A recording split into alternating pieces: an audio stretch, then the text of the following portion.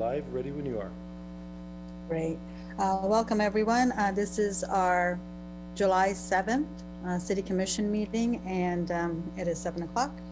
Please, should I have Brenda call the roll first? Yes. Okay.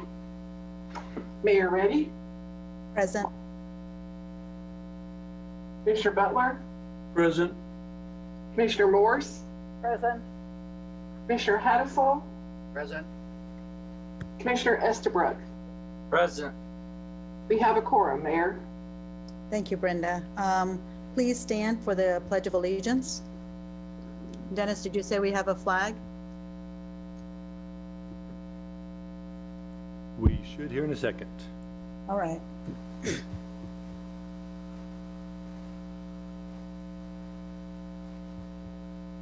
Yes, we do. All right. I don't see it, but okay. All right. I pledge allegiance to the flag of the United States of America and to the republic for which it stands, one nation, under God, indivisible, with liberty and justice for all. I have a flag in my home, so I'm not just randomly standing up. Okay, with that, we'll continue with our agenda. We do have a special action item this evening to adopt the resolution number 070720-A to continue to temporarily streamline city operations during COVID-19 pandemic. And Katie Jackson, our city attorney, will be the presenter this evening. Good evening, Mayor and Commissioners. Mayor, can I confirm that you can hear me okay? I can. Okay, thank you. And then if I can share my screen, I have a brief presentation about the changes to this. And let me just also make sure that everyone, are you able to see the screen as well? We do, we got it. Thank you. This resolution is a continuation. Well, I shouldn't say that. It's similar to a resolution you previously adopted. The prior resolution was adopted on March 31st and it expired on June 30th. The purposes of this resolution were to temporarily streamline our city agendas and operations, to enable the City Commission to act quickly, and to create an option for the city to have virtual meetings. The prior resolution anticipated that all meetings would be held virtually, and as I'll talk about the changes here, it'll be an option and not a consistent requirement. Section 1 of the resolution is the same as the prior version. The bottom line is that the City Commission is only required to do one reading of an ordinance before it becomes effective. An ordinance is not effective until after publication in the official city newspaper. We temporarily changed that so that we have the opportunity to act in a more expedient manner as required, but the City Commission can table an ordinance or ask for 2 readings of any ordinance that they prefer to during the time in which this resolution is in effect. That power remains with the City Commission. The live public comments are suspended by this resolution if it is adopted. In this resolution, it's different from the prior resolution that expired, in that it only limits the real-time live public comments when the meeting is virtual and there's no physical location to attend. The distinction here is that if some or all of the commissioners are attending in person and a room is open and available to the public, we will have public comments proceed from the podium as we normally would. So this allows us to have that flexibility, and the commissioners to have the flexibility if they prefer to attend remotely. That option will exist. If some attend in person, we can still have those comments performed in person. In either case, we will continue to allow written public comments to be accepted prior to the meeting and given to the commissioners and published on the city website for the public to view as well. The third section, this expressly authorizes remote meetings. This is a recommendation of the Attorney General's office. We updated this section with some of the AG requirements related to virtual meetings and open meetings. The City Commission has been complying with those requirements. They were issued the same day our prior resolution was adopted, so we have followed those, and this just formalizes that and states that when we do have a virtual meeting, we will continue to follow those AG requirements. One note in this resolution because obviously technology can have its limitations or its issues, we do state that an adjournment of a virtual meeting is automatic if the quorum or connection is lost for 10 or more minutes. That does allow us some time to reestablish the technological connection, but it also states that if it can't be reestablished, it is automatically considered adjourned, so the public is aware.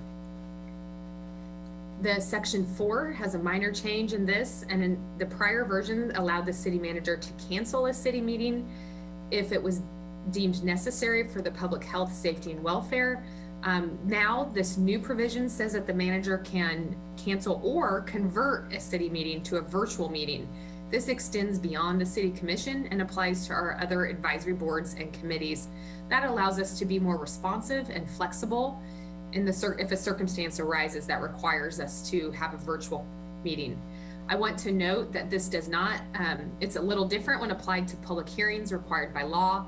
If a public hearing cannot be held as stated in the public notice, it will have to be canceled, or it will have to continue as described in the public notice. We will not shift those at the last minute on the public. We'll either cancel them and reschedule them, or we'll honor the public notice. There's no change to this section from the prior resolution. We increased the city manager's purchasing authority from $20,000 to $75,000 temporarily.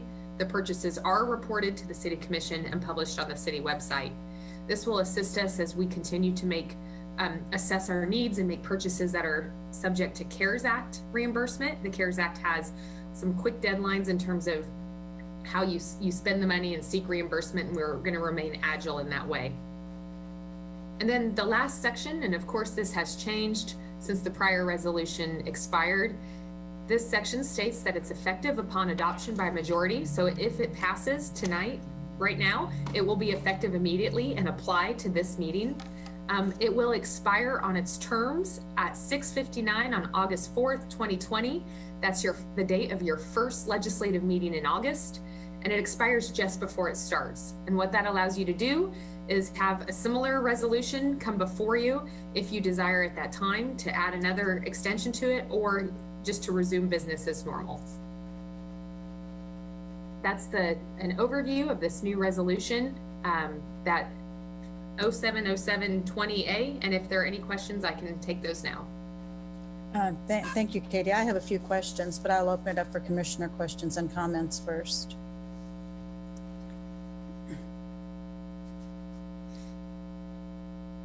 I'll just make one comment. The only part of that I agree with is section 5, allowing the city manager to increase his ability to, spend money and take care of, the immediate needs.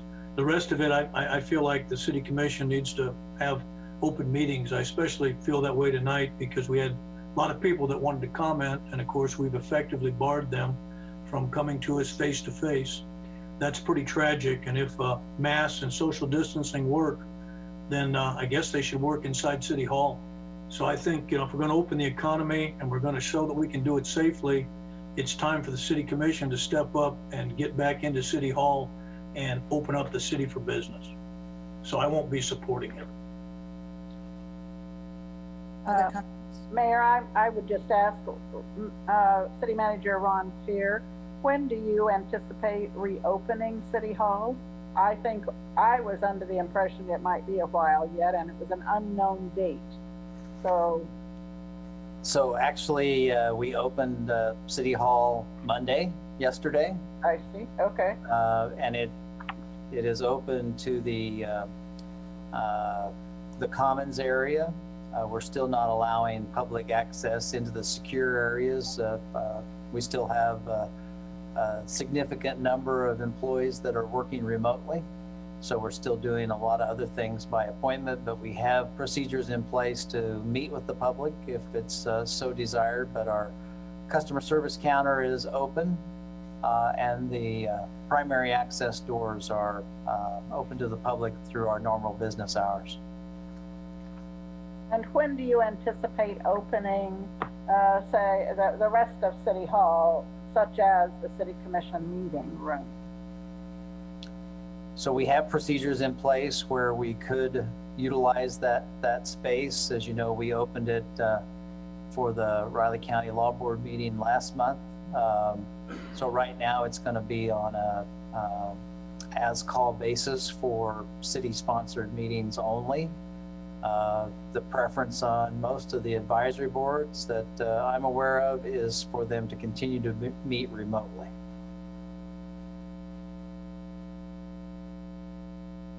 I appreciate that clarification. Thank you. Other questions for Ron? Or Katie? So I have a couple of questions, Katie. I think I may have misunderstood, but you said if we decide to come back to in-person meetings and some of us want to still participate remotely, we can do that, right? Correct. Okay. Last Tuesday, when we discussed having this particular meeting tonight in person, a couple of us wanted to do it remotely. And then there was this conversation that there's a time lag, a 10-second time lag between comments and what we hear for a complete discussion to occur. Is that still the case? Well, Mayor, I guess I answered your question that the resolution allows you to do that, and I'll have to let the city manager's office speak to the technical issues. Okay. So I don't know. I think that's the thing that I'm concerned about. If I choose to stay home, or if any of the other commissioners choose to participate from home, and then some of them want to participate in person, is that an inconvenience as far as technology and as far as having a uniform discussion? I think it's, some of the policy discussion we would want to have is is there a quorum of commissioners that would like to participate in person, or at least a majority.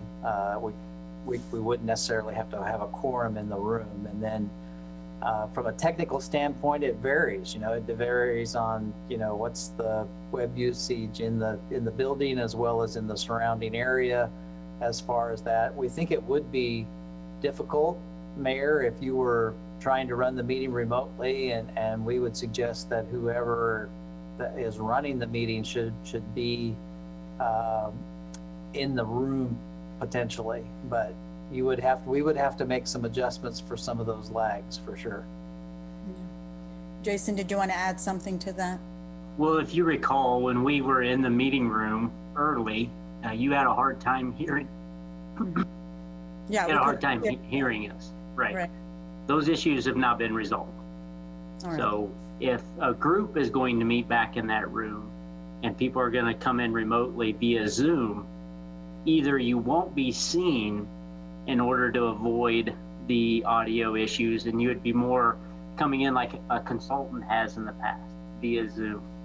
You would only be able to see the screen in the room, and we would just hear you, and you would really have a hard time watching what is actually transpiring, or even a presentation to see how the commission reacts. So there would be challenges if 2 or 3 of you don't come in, or just even one. There's going to be a challenge there for you to really get a feel for what's going on in the room. Okay, thank you. Okay, so we need to make a motion on this, correct? Does anybody want to make a motion? Mayor, I'd just like to say that given what Jason just said, I am comfortable reinstating the in-person meetings, reevaluating, I guess, when we reconsider this resolution on August the 4th. I'm not ready to come back to an in-person meeting right now. We are in a position of considering a mask ordinance tonight, and we need to continue to take this very seriously. So I'm perfectly happy waiting until the August 4th date to revisit this. I was curious if there would be any discussion about changing that date. Is anyone interested in changing that date, or are you good with it, August 4th? I don't mind changing it to middle of August, only because students will be coming back. But if we need to try it on August 4th and reevaluate, we can do that as well. And the only reason I suggest that is because July is going to be kind of a lull period, quote unquote. But once August comes, that's when all of the activity is going to start. And that's when people are going to start coming and going in and out of offices and paying for whatever bills and such, and more meetings happening. The hustle and bustle of everything is what I'm concerned about, especially when they come from all over the United States. Yeah, I'm interested in it getting done as quick as possible. We got budget discussions, and we need to have people come in, express their viewpoints on that. And you know, as Linda Morris said, you know, yeah, we're gonna have this mask ordinance discussion, but the concept is that you can go to a store and wear a mask and be social distance and be safe. I don't understand why that doesn't apply to a government building also. As far as the budget, I've been getting the same number of emails, whether in person or not in person. I don't know if that has impacted the budget discussion as much. But, Well, I think it does have impact. If you think back, some of the more interesting meetings we've had, where we've had 2 hours of public comment, we might have ended up with that tonight, based on the number of emails. People would have come forward, and that's a completely different environment than having a Zoom meeting. And I think you've seen that in the past. You've been here long enough. And I think we're really denying the public the opportunity to do that. And while, you know, maybe tonight there'd be a lot, sometimes we don't get that many for the budget, which seems strange, but I think we would have on the parks discussion last week, though. Well, we kind of hashed this out at the work session. Nothing has changed, in my opinion, from what I've heard. I think we split the difference, and that's why we landed on August 4th. I don't want to go past that. If the students are coming back, if we're expecting people to come back, that's what we're gonna be back. There's no need to recircle. I think we're all on the same page as we were last Tuesday. I can support August the 4th. That's fine. I'm not stuck to any date. Where are we? Does anybody want to make a motion, or is there more discussion? Mayor, I move that we approve resolution number 070720-A, which temporarily changes some aspects of how the city operates. Lost it. Its affairs during the pandemic. And this is a period of emergency still. It's still on in the state, it's on in the county, and by this motion, we will be recognizing that in the city, and it's very appropriate. Thank you. Is there a second? I'll second. Okay, Aaron seconds it. Brenda, would you please call the roll? Mayor Reddy, Yes. Commissioner Butler, No. Commissioner Morse, Yes. Commissioner Hattasol, No, and for the same reasons as Commissioner Butler stated. Commissioner Estabrook. Yes. Motion carries 3-0. I'm sorry, 3-2. Thank you, Brenda. And then public comments, which we received several public comments.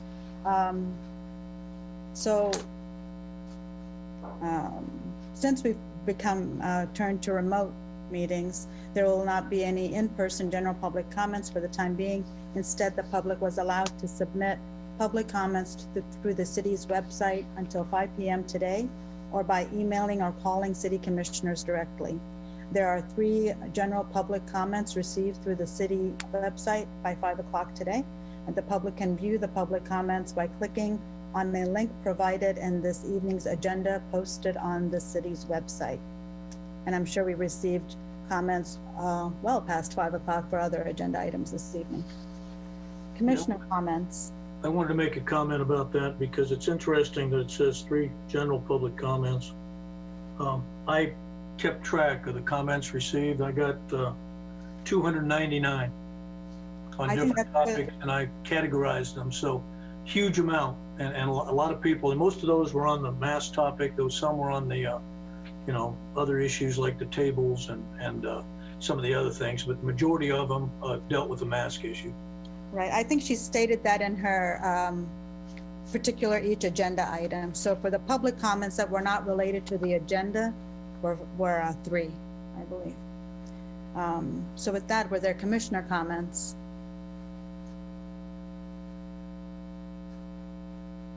Yes, I do want to make one Just comment. other, Go ahead, Linda.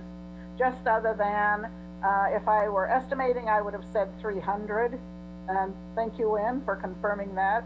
I don't believe there has been another issue in the 5 years I've been on the commission that has drawn that much public input. And it was amazing. And I hope that the public will stay engaged on issues, not just this one. This one seems to strike a chord that it's a very important opportunity to engage the public, and they have reported in, and I appreciate that. So thanks to all of the people who submitted comments. When did I you wanted add? to make just one good news thing, I think, and that has to do with the community house. The building permit was taken care of here recently, and the city no longer owns the community house. It's going to be renovated now, and the architecture will be maintained and the historical significance. And the other good side of that is that it'll be back on the tax rolls, which helps us with the budget indirectly. And it also allows Parks and Rec to shift whatever people they had working inside that building and maintaining it to the new rec centers. So that's a good news story for the city, and I appreciate everyone on the staff that worked on that. That's been one of my little pet rocks for the past 3 or 4 years. So thanks a lot. Yeah, that took a long time coming. Other comments? Okay, with that, we'll move on to the consent agenda. Once again, as we speak, I guess we need to say our names. I keep forgetting to say my name, so I just wanted to remind everybody of that. The items on the consent agenda are those of routine and housekeeping nature, or those items which have previously been reviewed by the City Commission. A commissioner may request an item be moved to the end of the general agenda. Does the City Commissioners, do they have any comments or questions on any consent agenda items this evening?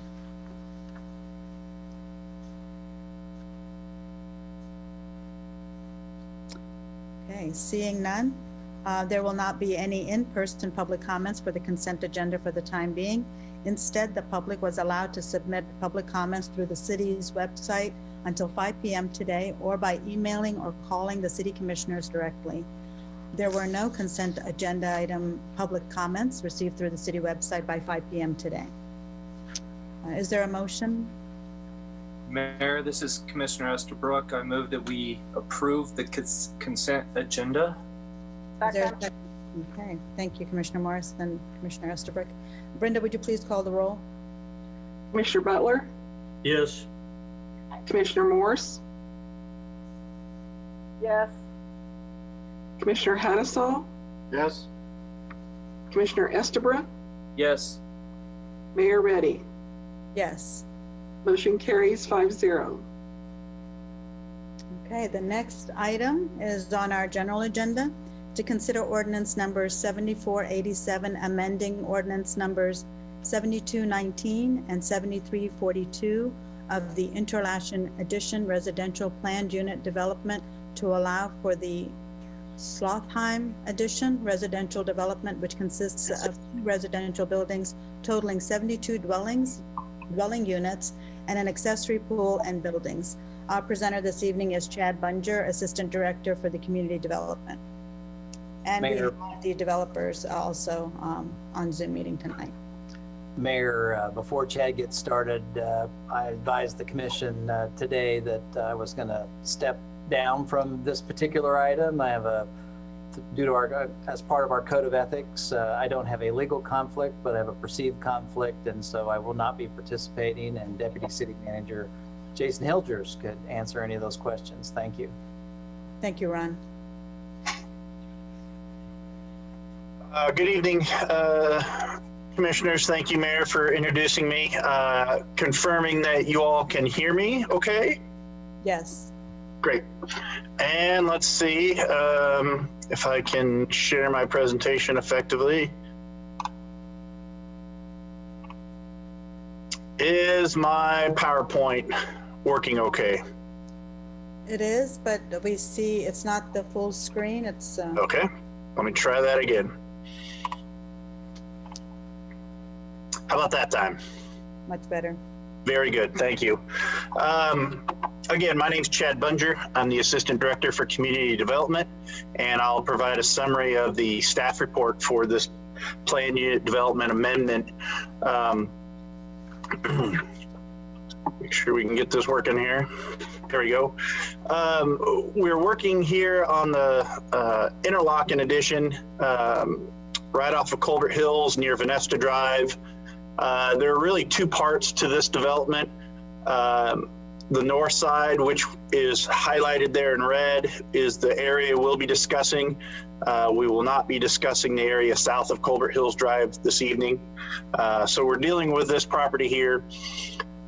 This area has been through a couple of different development proposals through a planned unit development. Originally, it was zoned multifamily. And then in 2016, this development plan was approved with the preliminary development plan to have 62 single-family detached and attached residential units in these 5 phases, excuse me. The development plan never proceeded forward beyond the approval of the PUD. And then in 2018, the PUD was amended again to change to 27 single-family detached, more of a narrow residential development. This did go through the PUD amendment process, as I mentioned, as well as the final development plan approval. And if you've been up into this area, you will know that the development did not occur either at this time. So going through the process once more, the PUD amendment tonight is again to amend the development plan for this northern section and propose 2 36-unit condominium structures, multifamily structures that are intended to be condominium units. There'd be a total of 72 dwelling units that would be 1 or 2 bedroom units. So that is a total of 132 individual beds, if my count's correct. Kind of highlight the architectural style that they provided in the PUD packet. Here's the layout of the typical bedroom units, the 2 bedroom, as I mentioned, and then they have 2 different 1 bedroom designs. And then there is an accessory pool and clubhouse proposed on the site. In addition to the buildings, as you can see there is the parking lot. They do have tuck under parking underneath the buildings. There'll be 72 covered parking spaces underneath the building. And then within that center parking area, 52 stalls. As you can see here from the site plan, the property will gain access off of Fieldhouse Circle near the end of it.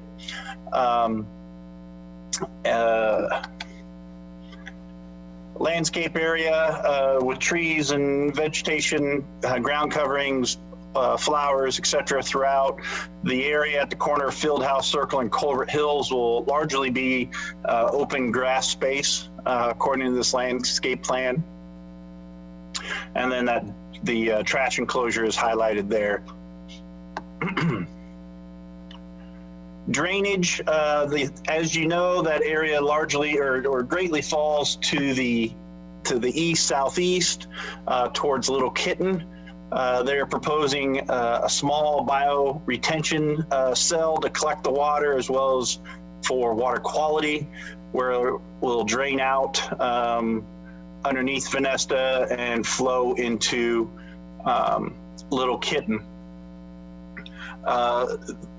The drainage plan largely relies upon the continued concept that through all the large detention ponds that are on Colbert Hills Golf Course, there's one just to the east of here. Some of them have been oversized with the city's cooperation to create regional detention. And so all of the developments have largely been accounted for through those ponds being oversized and not just for individual developments, rather a regional approach. And so with that concept, then the city engineer accepted that idea and waived any detailed drainage study. I already mentioned kind of the circulation pattern, a detailed traffic study, because this development has been through this a couple of different times. The use and the amount of vehicles, although we have a larger number, the difference between what was originally proposed and further amended in this case are not significantly drastic, and there's adequate capacity in the area. So the city engineer also waived a detailed traffic study. I think I've already covered this in detail, but they have 125 spaces, those 125 spaces. They're proposing a parking ratio of a little under 1 space per bedroom. I'll let the applicant explain more. Considering the use, the condominium, single family usage of this area, city staff accepted the proposal of having essentially that 1 space per bedroom design. I covered open space fairly thoroughly, I believe. So to wrap up, kind of cover the highlights of the PUD amendment beyond the proposed development. The character, as you can see here, is a growing neighborhood within Colbert Hills and Grand Mere. There is a number of open space throughout associated with Grand Mere and Colbert Hills. This is the regional basin that I mentioned. And then a lot of these single family homes are just now under development and under construction. So it is a budding area within the extreme northwest part of the city. The area was deemed as high density in our future land use map for the 2015 comprehensive plan. So it generally conforms with the future land use map. And then generally speaking, it conforms also with the townhome designation with the Grand Mere master plan, which this site is within. The planning board reviewed this 2 weeks ago on June 15th, I do believe the date was, and they recommended 16 conditions. I apologize I did not know my presentation was going to do this, so I'll try to skip through these quickly. There were 16 recommended conditions by staff. They are also included in your packet.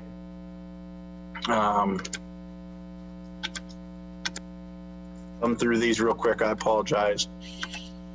So those are all the conditions of approval. There is a final plat associated with this because of the special decision that you made at the beginning of this meeting. This item was up in the air of if it would be a 1 reading only or if we had 2 readings. So we've delayed that final plat. But by and large, it consolidates that single family design that was approved in 2018 with individual lots and combines it into 1 large lot for the 2 multifamily buildings, and then basically establishes easements to accommodate the development. So, and that will be, depending on how this vote goes, will be presented to you or provided next week at your next legislative meeting. So with that, the planning board recommended approval after their public hearing, and city staff also recommends approval of the Solheim addition residential development with these 16 conditions. And I would be happy to answer any questions that you may have. Thank you, Chen. It's Linda Morse. in the materials, I see some reference to the units being owner occupied. Was that when it was, now that it is a multifamily structure, is that, that's not applicable, right? The way they have presented the application would be condominium units, which means that someone would buy the wall space, instead of buying the lot, they would buy the living space. Okay. And so, yes, they have presented the idea that this would be marketed and sold condominiums, so someone would own that space, not the real estate, so to speak, but the living space. So it would be indeed owner occupied rather than rentals. That is what has been proposed and presented to us. I can't guarantee that. I don't think the city has any ability to control that more than just stating it through the ordinance. But that is what has been presented to us. And what was the planning board vote? Was it unanimous? I didn't see a vote. Yes, it was unanimous. Okay, all right, thank you. Yep. Mark, do you have any comments? Oh, maybe not. Was there, were there a lot of people that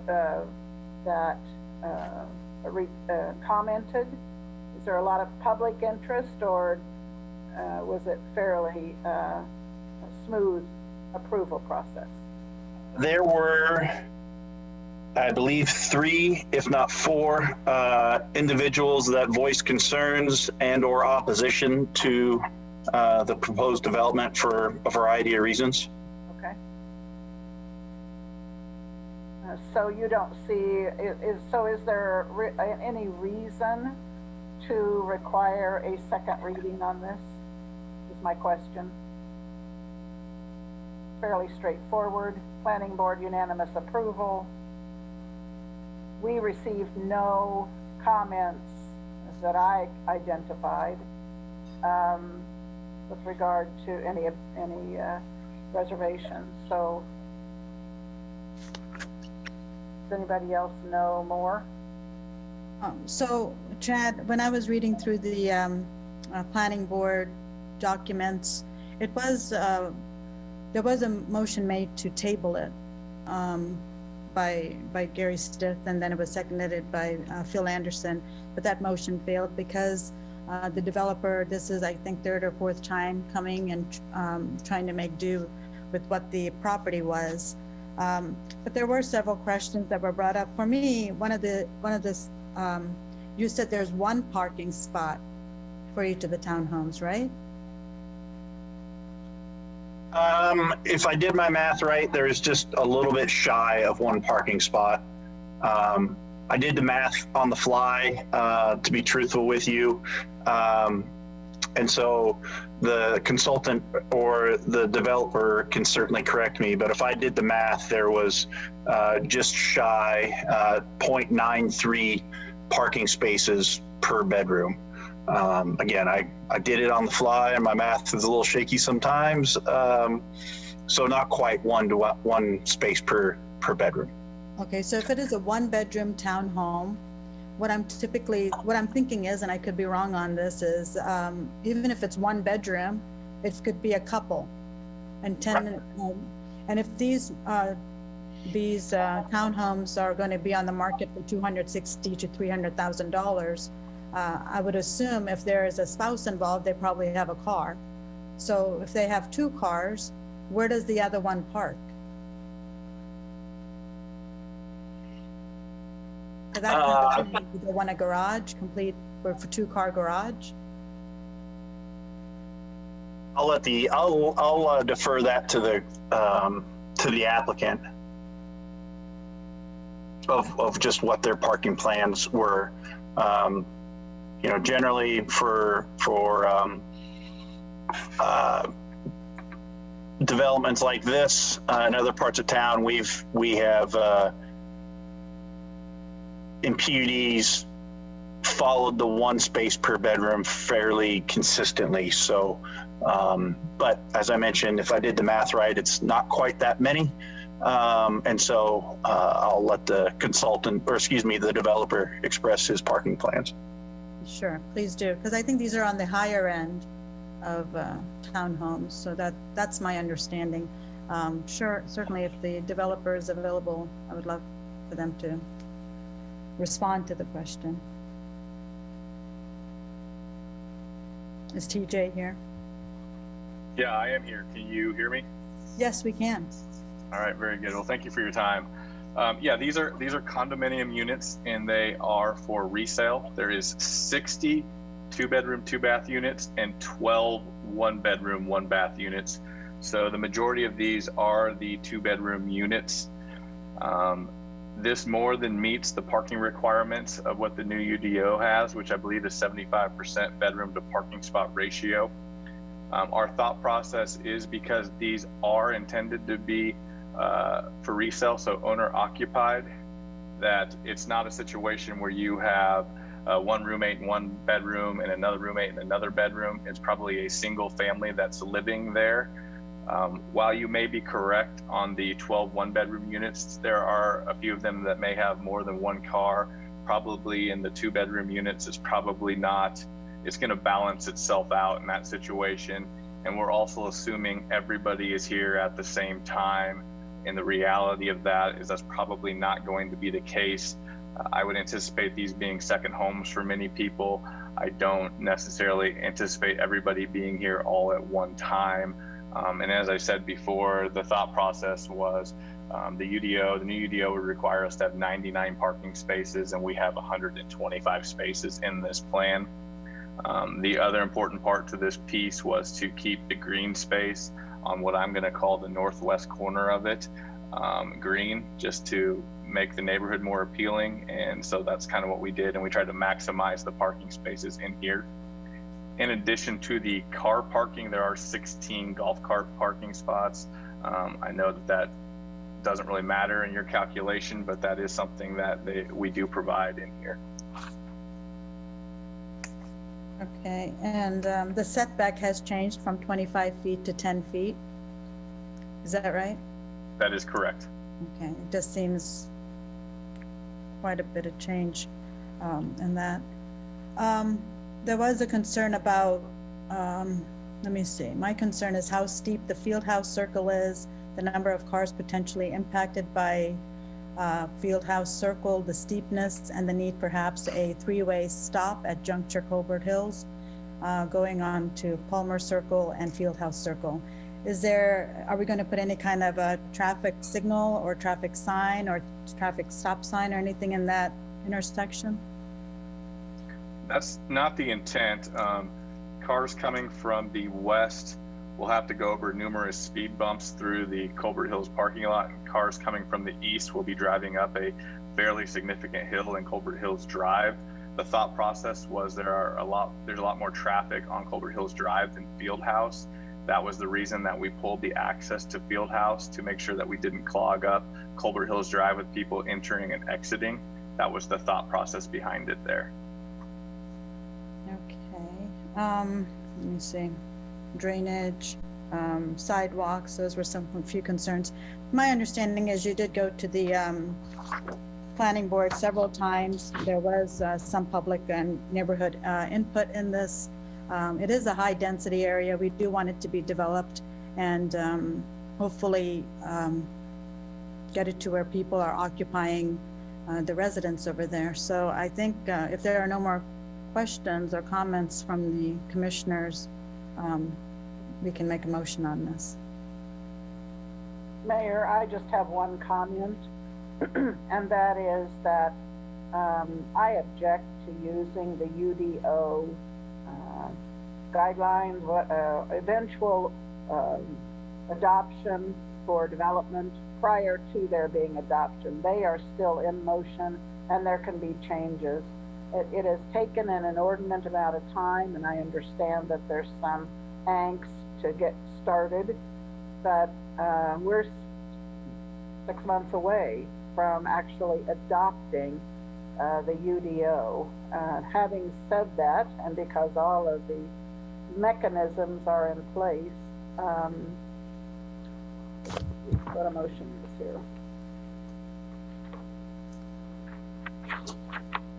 Okay.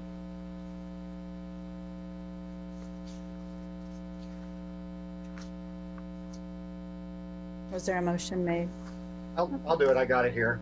Good. Mayor, I move that we approve ordinance number 7487, amending ordinances number 7219 and 7342 of the Interlochen Edition Residential Plan Unit Development for the Solheim at Grand Mere Final Development Plan, generally located at Colbert Hills Drive and Fieldhouse Circle for the Solheim at Grand Mere Residential Development, based on the findings in the staff report and the recommendation of the Manhattan Urban Area Planning Board. I'll second. It's Win Butler, I'll second. Thank you. I just wanted to say, I needed to say this and I forgot. There was, typically we open up an agenda item for public comment, and at this time there were no public comments received through the city website on this particular agenda item. A motion has been made and seconded. Brenda, would you please call the roll? Commissioner Morse, Yes, Commissioner Hattasol, Yes? Commissioner Estabrook, Yes. Mayor Reddy, Yes. Commissioner Butler. Yes. Motion carries 5-0. Thank you. Our next general agenda item is to consider ordinance number 7488 regarding the requirements for face coverings within the city of Manhattan. Our presenter this evening is Katie Jackson, our city attorney, and we also have Riley County Police Department, Kansas State University Police Department, Riley County Health Department, and the Manhattan Clinical Task Force representatives for any questions also. Katie. Good evening, Mayor and Commissioners. This is Katie Jackson, City Attorney. As the Mayor introduced, I'll start off with giving some background on the actions that led us to this point and walking through the proposed ordinance. We have representatives, as the Mayor said, from our enforcement partners and from the medical community and the health department to answer those specific questions following my portion of the presentation. I'll go ahead and start with a slideshow and make sure that, are you all able to see the PowerPoint presentation? All good. Okay, thank you. So tonight we are considering a proposed ordinance that responds to the federal, state, and county states of emergency related to COVID-19. As background, on May 5th, Mayor Reddy recommended a discussion of a potential face covering ordinance, and the City Commission did discuss that possibility at its May 19th meeting. After discussion, the Commission declined to pursue it at that time. Since that time, numerous states, counties, and cities have instituted mask requirements. And just as very general background, although mask laws have been and can be overturned based upon their specific texts and in the states in which they're adopted, they are generally considered lawful and constitutional. And let's see. Okay. Last Monday, the Kansas Governor Laura Kelly announced that she would be issuing an executive order by last Thursday related to a statewide requirement to wear masks. The order was issued on July 2nd, 2020, and it became effective in every county in the state of Kansas at 12:01 a.m. on July 3rd, unless the counties took certain action. Each county had 3 options. They could make certain findings related to the order and override it. And if the county overrides her order, the governor's executive order is not in effect in that county. The county could also modify that order or issue their own order. Or the county could choose not to act at all. In that case, they're essentially allowing the executive order to become effective in that county. Before I go on, I just want to note that a violation of the governor's executive order is a civil violation.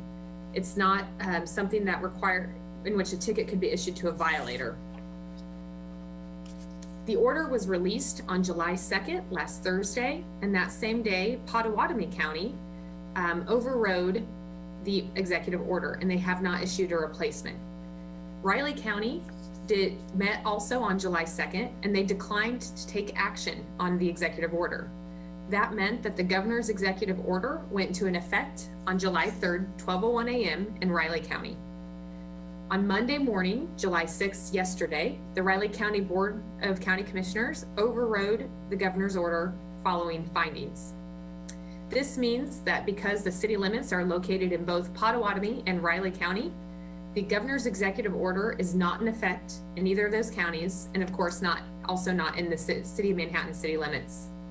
That means the civil violation process that I know had some discussion last week, that's no longer applies in the city of Manhattan because the order is not valid in the city of Manhattan, Kansas.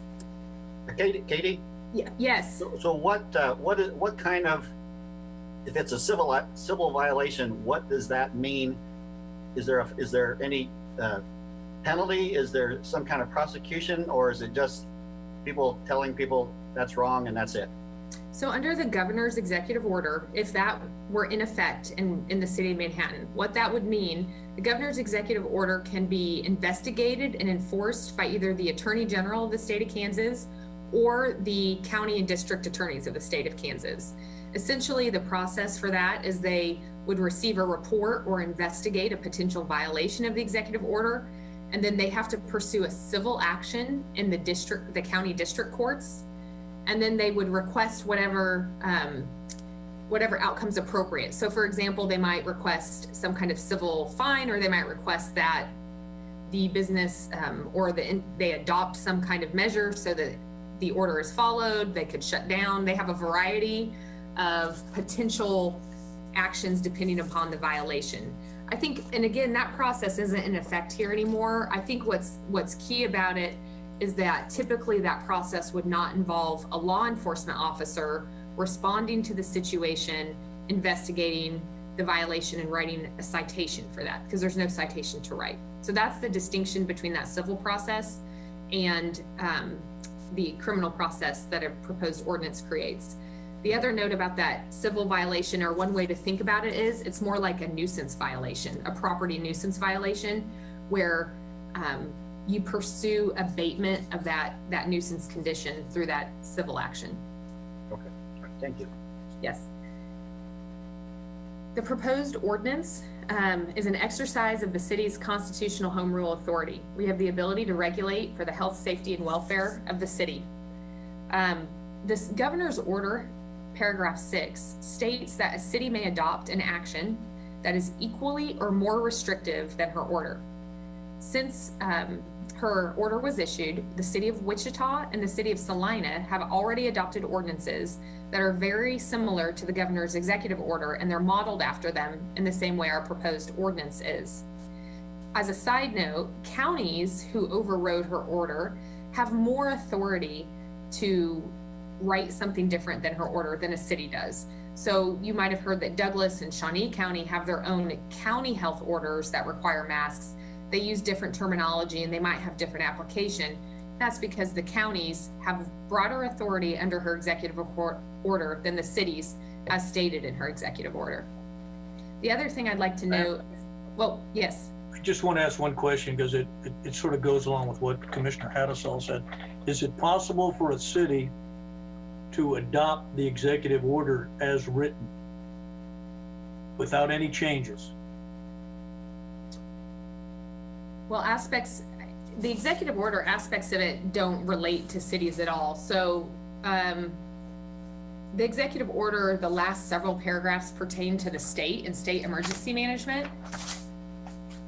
So if you're referring to only the sections 1, 2, 3, and 4, which are the portions of the executive order that we incorporated into our ordinance, that is the model we use to develop the ordinance. It's nearly identical. The other aspects of the order, that's paragraphs 5 through 10, really don't have application to city action. Okay, so I guess what I'm really driving at, I get that part, is adopting that portion of the governor's executive order that makes this a lawsuit action as opposed to a criminal action. No. Is that possible? No, the city does not have that authority. Okay, that's what I wanted to know. So again, the proposed ordinance is modeled closely after the governor's executive order, those portions of the executive order that relate to a city ordinance. I know that there's been some interest in the city having a campaign to educate, to promote, to encourage compliance with the mask ordinance. That's not included in the proposed ordinance because it's not typical to include those requirements in a municipal code book, but it's also not necessary. The city commission can direct city staff to undertake that campaign, to focus on education, separate from the ordinance. So I just wanted to note that while there's no mandate in there, that we still have the ability to do that and can pursue that if the commission wishes. So it doesn't need to be in there. The ordinance what it does do is it creates several new city code sections. And then it creates what's called an ordinance infraction, which we'll talk about. What I'm gonna do now is I'm gonna go through each of the individual city code sections. On these slides, I just have a summary of the city code section because they're just really quite long to put on a PowerPoint presentation.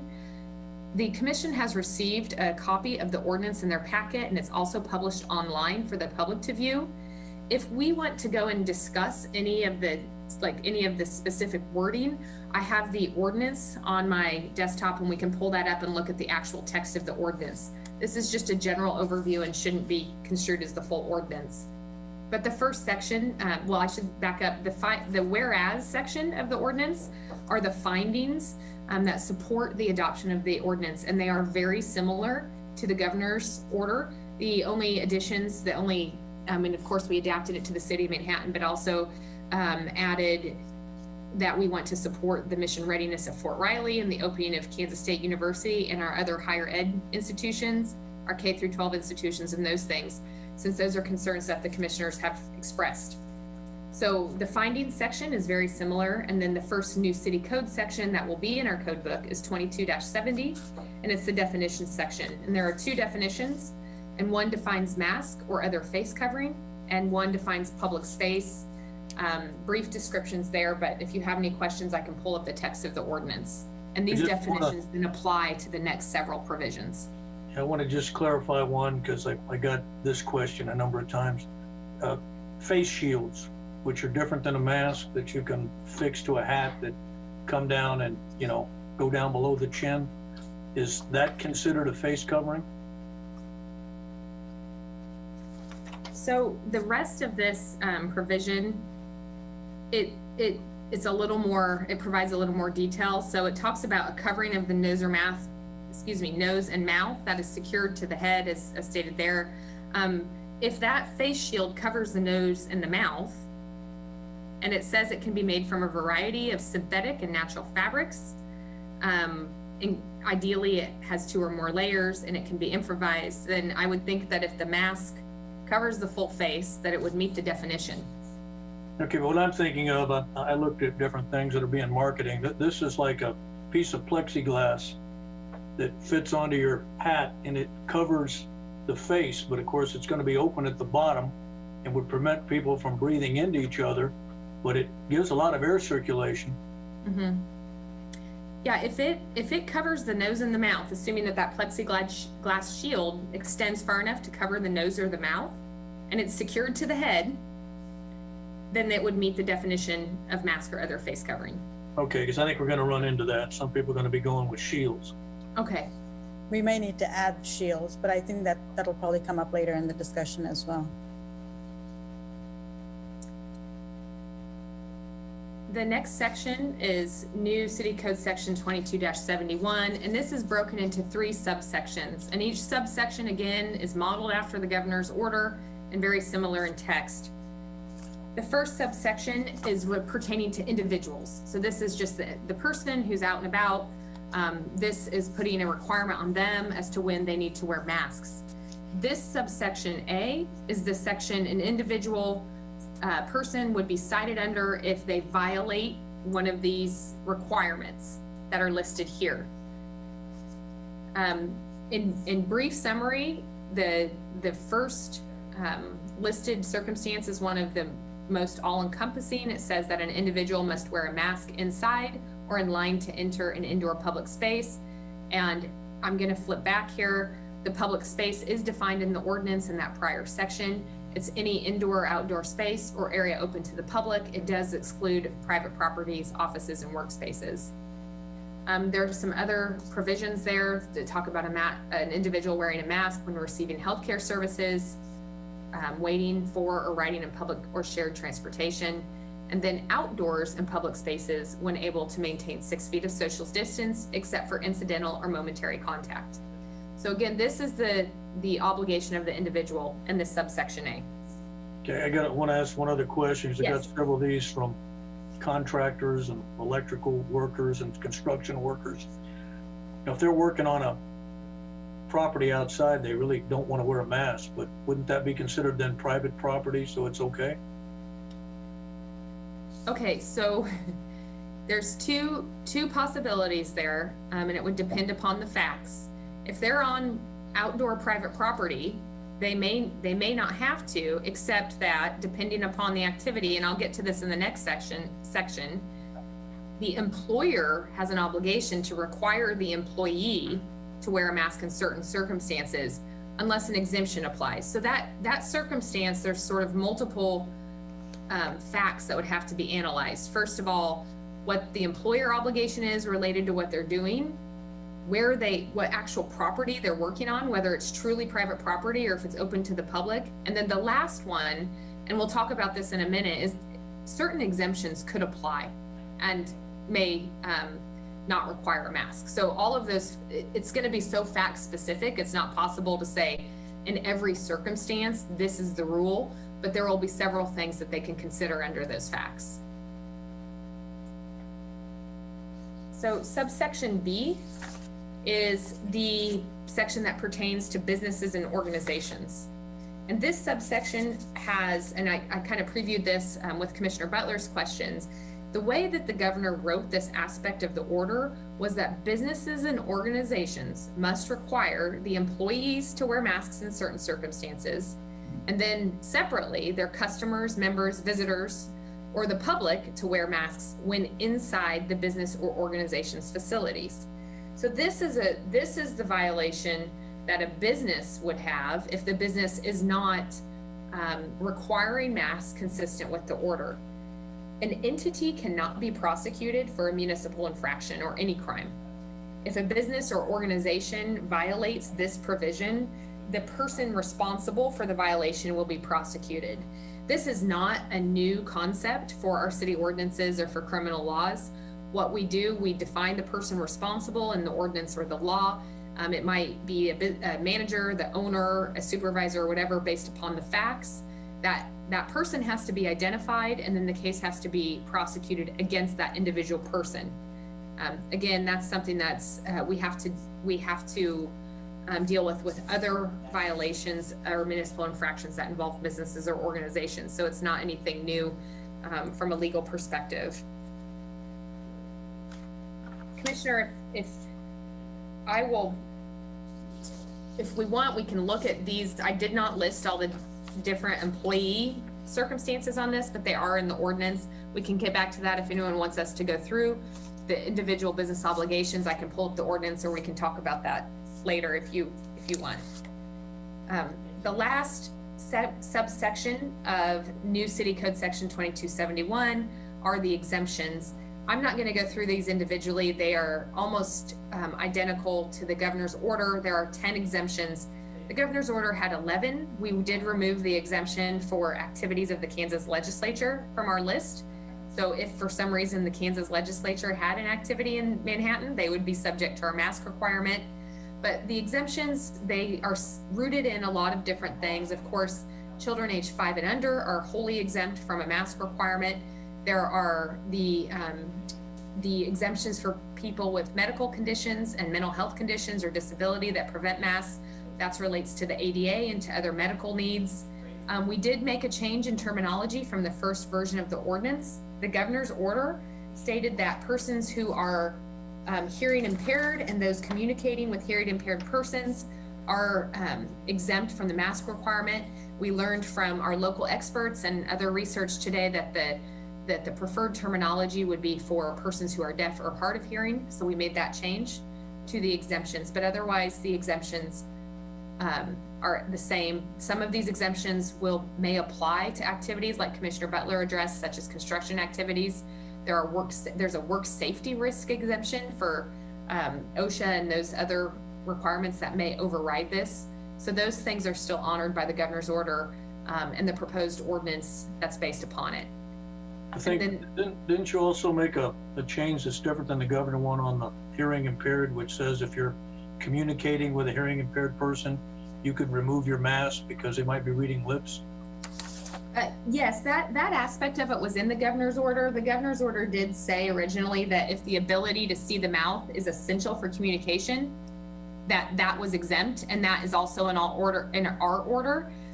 The change on that point was the governor's order used the phrasing persons who are hearing impaired or communicating with a person who is hearing impaired, and the preference is for persons who are deaf or hard of hearing or communicating with a deaf or hard of hearing person.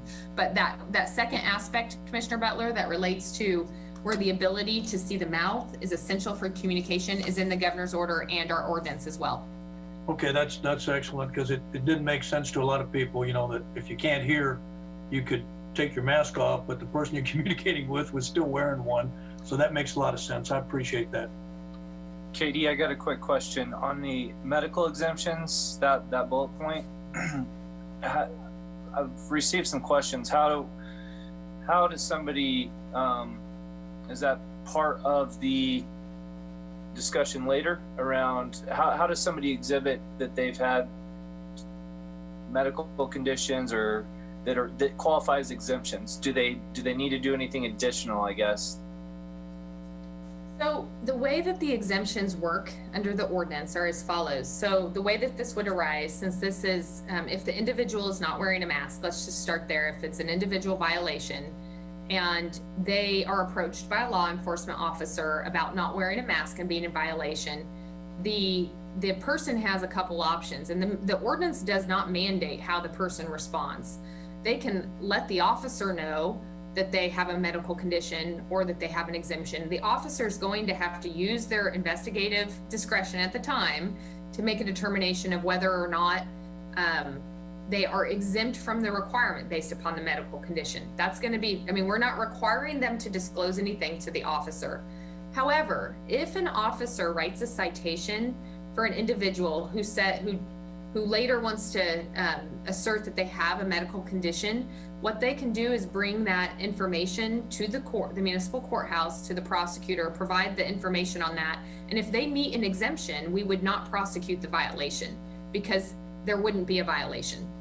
So we don't mandate how the individual responds in that circumstance. We really can't. That's an enforcement discretion between the police department and that individual.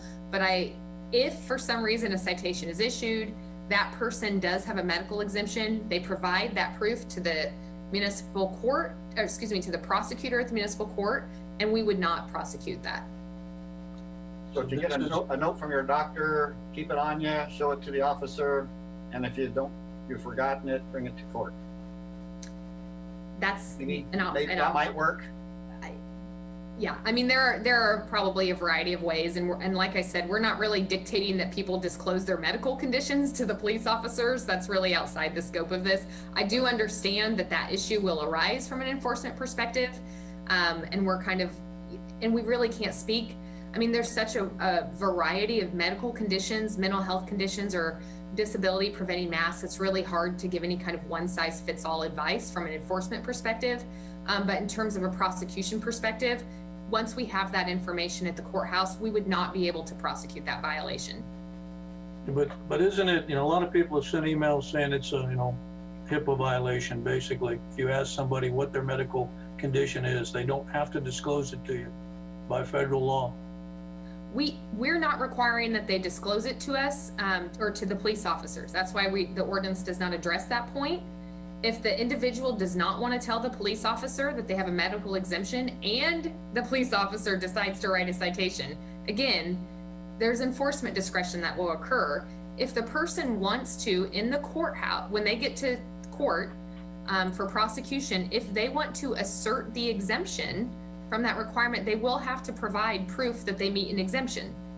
They don't I necessarily have to. understand that, Katie. Yeah. I was just thinking, just long-term, if you've got a medical issue like asthma or whatever, you're gonna get hassled quite a bit under this. It's kind of like when you park in a handicap zone and they don't see you limping or anything, and people assume that maybe you don't have a condition. So when you get cited for those types of things, I'm sure there's certain types of protocol in such instances, because just because you're not handicapped and the way people perceive you to be handicapped might be a different reason for why you have one of those signs and are there. So I think those are some details we can work out as we go along during this process.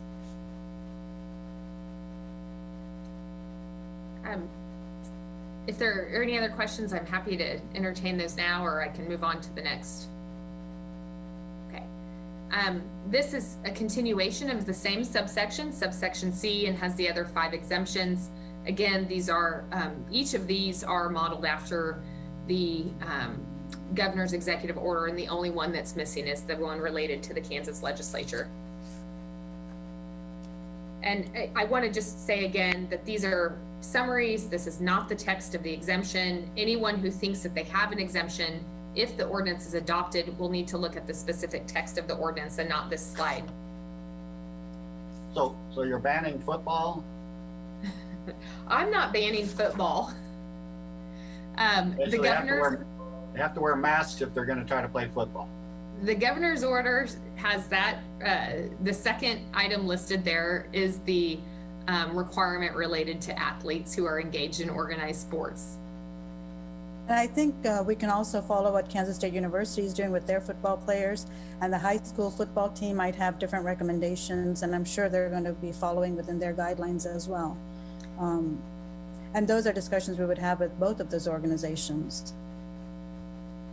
The other thing that I would note, I am not updated on the football or the organizations, but then the next provision exemption there, where it starts out saying when so these are the exemptions to a mask requirement.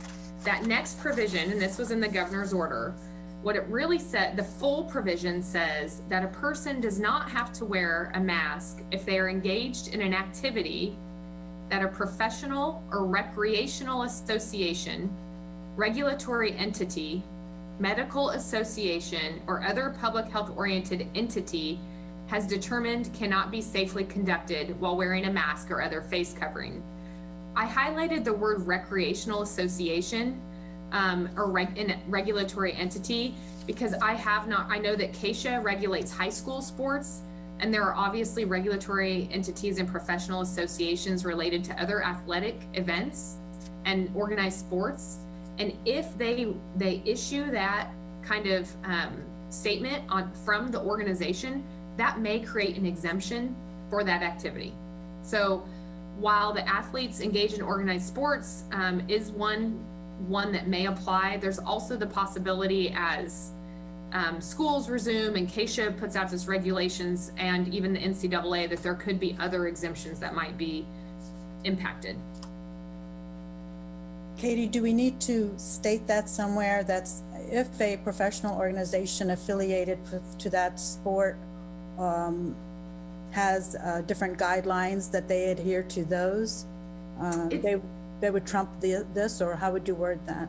It's so in the full ordinance, as I read, and it's only relates to the mask requirement. So if they did issue, if those types of associations, so the full ordinance I think addresses your concern, Mayor, because it has more information.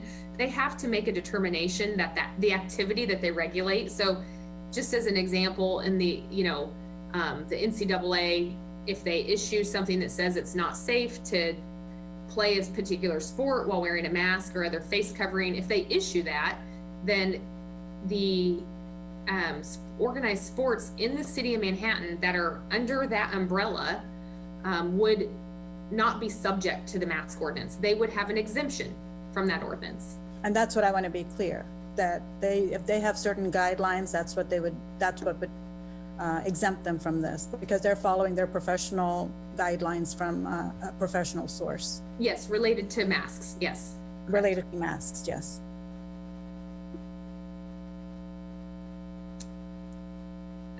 So moving on, new city code section 22-72. This is the penalty and enforcement provision. As Commissioner Butler has noted in the past, our city code has a general default provision, penalty provision that applies if we don't have a specific one. That can be pretty steep, so it's up to $500 or 6 months in prison. So in lieu of that default provision applying, the draft ordinance recommends proposed fines that increase with repeat convictions. The City Commission, of course, can adjust these fines. You don't even have to have it increase if you don't want. We can adjust this fine scheme to meet your needs. There's no possibility of jail time as a penalty for the offense. I need to note that that any fine that's assessed, we must assess court costs of $98 in addition to the fine. Charter ordinance requires state and local court costs to be assessed. The City Commission cannot omit the court costs from this infraction with this proposed ordinance, and the judge cannot waive them. However, I will note that the fine plus $74.50 of those court costs can be worked off through community service. The balance of $23.50, we're required to pay that to the state of Kansas, so it is unable to be worked off.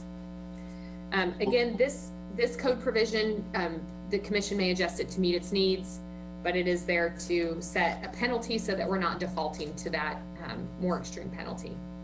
Katie, I was going to say, appreciate you writing that so it didn't go to the default. That was one of my major concerns, and good work on that. Is it possible under a first conviction to have a fine of $0, a warning only? So those are two. So we can have a fine of $0, yes. A fine of $0, though, is a conviction. So you would still be convicted of the municipal infraction, and you'd be required to pay the court costs, but your fine would be $0. A warning is something different. A warning is when the officer doesn't even issue the citation, and so no prosecution occurs. We don't, in our city, because we have 2 police departments, and both of our police departments are separate from the city of Manhattan. We have the KSU PD and the RCPD, and we don't put warnings into the ordinance. We allow, if the police departments want to issue warnings before a violation, this ordinance would allow them to do that. They can exercise their discretion to do that. This doesn't prohibit that by any means. That's up to them to issue those warnings, but we don't have to regulate it. So the warning, no, we wouldn't do that, but we could change the fine to $0 for a first conviction, as long as we all understand it's still a conviction and those $98 have to be assessed and paid regardless. Yeah, that makes no sense then to change it. I get it. The police would have to, through discretion, do that. Now, the other question that's a follow-on, we talk about KSU police, Raleigh County police, but part of the city is over in Pottawatomie County. So what about the sheriff's office over there? Are they going to be enforcing this, or is RCPD supposed to go over there and enforce it? So Raleigh County Police Department has the ability to enforce city ordinances in the Pottawatomie County portion of the city limits. I'll let Director Butler speak to what kind of partnership they might have with the Pot County Sheriff's Office, but the Raleigh County Police Department would be the enforcement authority within the city limits in Pottawatomie County, and those tickets would only get prosecuted in the Manhattan Municipal Court. They wouldn't go to the Pottawatomie County Court because it's only a municipal infraction and not a misdemeanor offense. So I'm glad you explained that, because that's the way I understood it, that RCPD could enforce it there. But a lot of people watching, need to realize that if you go down Highway 24, there's a lot of islands out there that belong to the city. And with Pot County opting out of this, a city ordinance is going to apply to all that city property that's off 24, where Tractor Supply is and all of that. And so that's important for people in Pottawatomie County to understand that. And also, one of the things with these fees or penalties is it's a last resort. As with anything else, what we're looking for is people to adhere to the safety guidelines and precautions that have been set forth during this pandemic. There's lots of times where they're gently reminded or given a face mask or gently reminded, hey, you're not allowed to smoke here, or hey, you have your noise, we have a noise ordinance, you need to tone it down a little bit. We have plenty of ordinances where the first thing is not a fine. That's a very, very last resort. As far as going to municipal court, during this time that I've been on the city commission, I remember maybe from the downtown business district when they were fined enough that they went to municipal court. But when any of the other ordinances that we had put in place, whether it's the smoking or with texting or with vaping, whatever it might be, noise ordinance, it was usually with a warning of some kind and gentle reminders here and there. Again, this is not to punish people.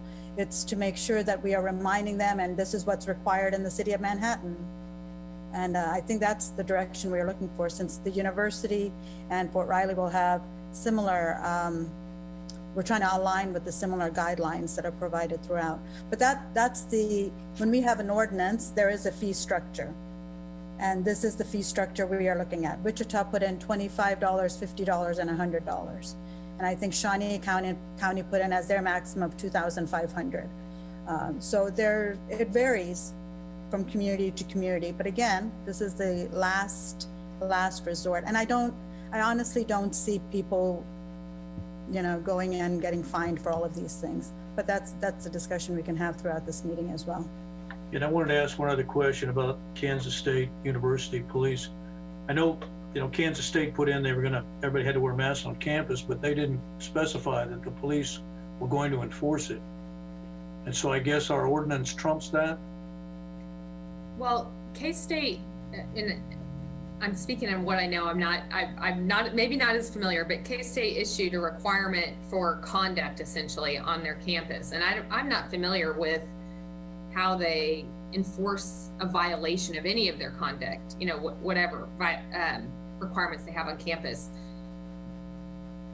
What K-State did— I'm just curious because they do their own parking and things like that. And I asked the question, through email and got the answer, that no, they hadn't considered that. This just seems like we're trumping maybe what K-State had in mind. So just to follow up on that, what K-State, when they adopted something like that, they can make the decision from an organizational perspective of how they want to enforce that. But when they adopt it, they haven't adopted a law or a criminal infraction because they don't have the authority to do that. And so regardless of how their police department responds to their organizational policy, there's no court to prosecute it. There's no law that's been violated. It's an organizational rule. So they would have to follow whatever their organizational process for enforcement is. This is different. This is the city adopting an ordinance, which is a law that applies throughout the city of Manhattan. And because it's a law, the law enforcement investigates, responds, issues a citation, and it's prosecuted in a court. So what K-State did is different. It's like the same as if the city of Manhattan adopts a rule for employees to wear masks.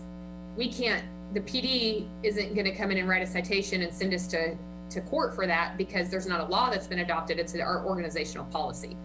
So I don't know about trumping it. I'm not sure if that's not really the way to describe it, because they could still, K-State, if they do have some kind of enforcement procedure that doesn't involve the court, they could still pursue that for a violation of whatever rules they have on campus. It's just not going to involve the city or the Manhattan Municipal Court. If the ordinance is violated on campus, the law enforcement authority can respond, issue a citation, and will prosecute it.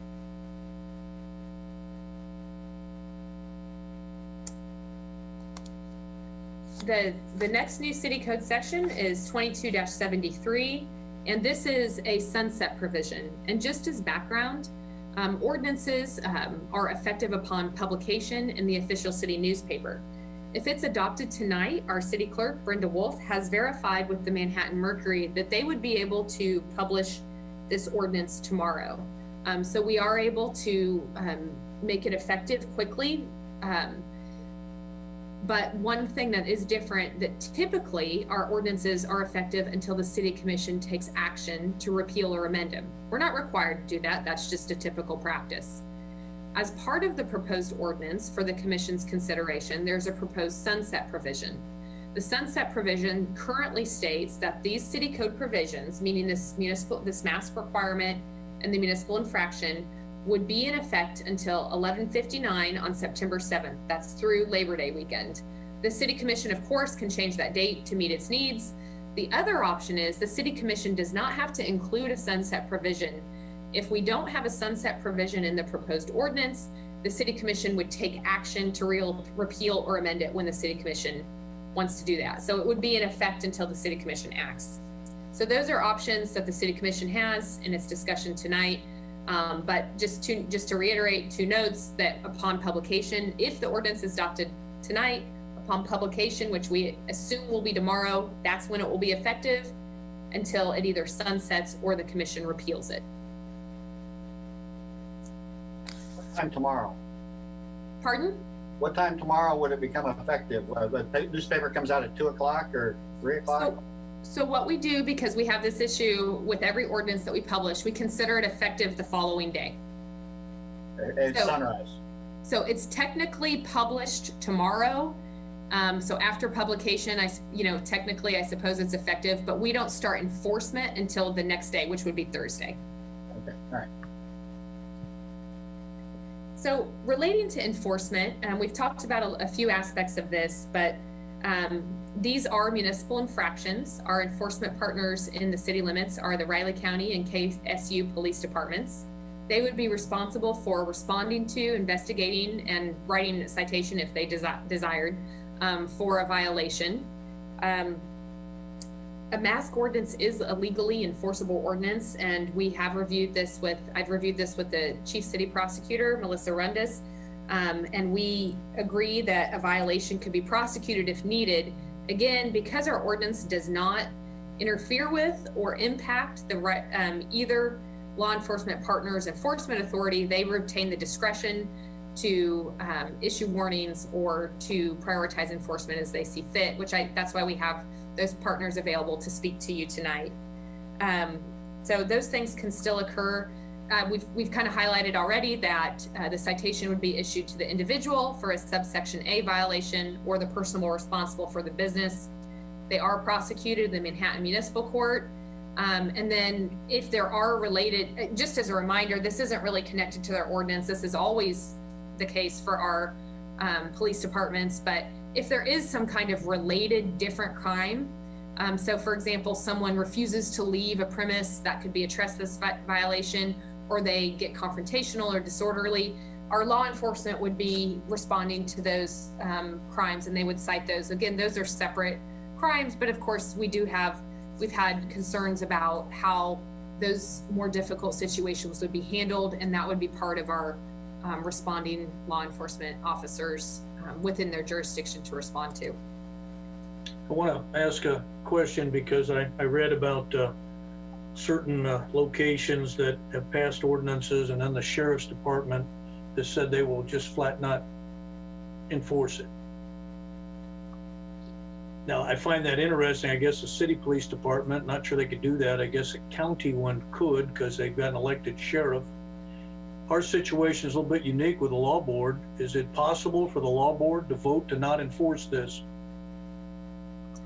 Well, that's a complicated question. Under state law, our law enforcement agency is obligated to enforce the ordinances of the city of Manhattan. So, in order for the governing body to take that action, it would be contrary to that state statute. But I'd like to, and I really would like our police partners to speak to these things. Bear in mind that every municipal ordinance and every law that they're enforcing, they're prioritizing enforcement and they're using their enforcement discretion. So if they prioritize this, if they focus on education or compliance rather than writing citations, that's perfectly within their enforcement discretion. They could make those decisions. I'm not aware of a circumstance in which they have taken action to not comply with the state statute that requires them to enforce our city ordinances. I suppose if that happens, we'll have to explore what our options are as the city. But I just want to make sure that, and it seems like a nuanced distinction, I understand, but we're not requiring that they enforce this in any particular manner. They have that discretion to do that, and so we'll have them speak to that tonight. Law board. The reason I asked that question about the law board, of course, we know Riley County opted out of it, and the law board's got Riley County people on it, it's got city people on it. And it's just an interesting mix. And I do get the idea of discretion. And I have another question. Could this be enforced by the city code office? This particular proposed ordinance could not be, because our city code officers do not have the authority, the same legal authority and the training to issue citations to individual violators for these types, and they can't detain, they can't arrest, they don't have all the same enforcement powers. The city code officers issue citations that are related to property violations. So where the real property is in some way violation of a code. So think of like nuisances, building codes, and those things. And so that's the extent of their legal authority. Law enforcement officers have broader legal authority to respond to individuals and those kinds of criminal violations. Okay, so so this is beyond their scope. The follow-up is, could this thing be written so it becomes a code offense and take the police department out of it? This particular approach could not be adapted to a code offense. And when I say particular approach, I mean the governor's executive order, if that's what we're modeling our requirements after, that type of action could not be adapted to a city code enforcement situation. But it could be rewritten if we tossed out the governor's order to make it such, right? The only way that the city, and it would take we'd have to work with city code and do some, it's perhaps to consider it like a property nuisance. You wouldn't be able to cite an individual for not violating it. That would not be within their purview. Whether or not you could somehow state that if a business is not complying, in other words, the business isn't enforcing a mask requirement against the patrons or against with the patrons or their employees, if that creates a public health nuisance, if we were to write it, we could maybe do it as a nuisance violation. And then that would be within the purview of the city code officers. That's a different type of legal framework that we would have to structure this ordinance as than what this type of ordinance is. So okay, I understand that. I had just thought about that earlier. It's a way to eliminate the problem of getting the police involved, but it would be a different approach.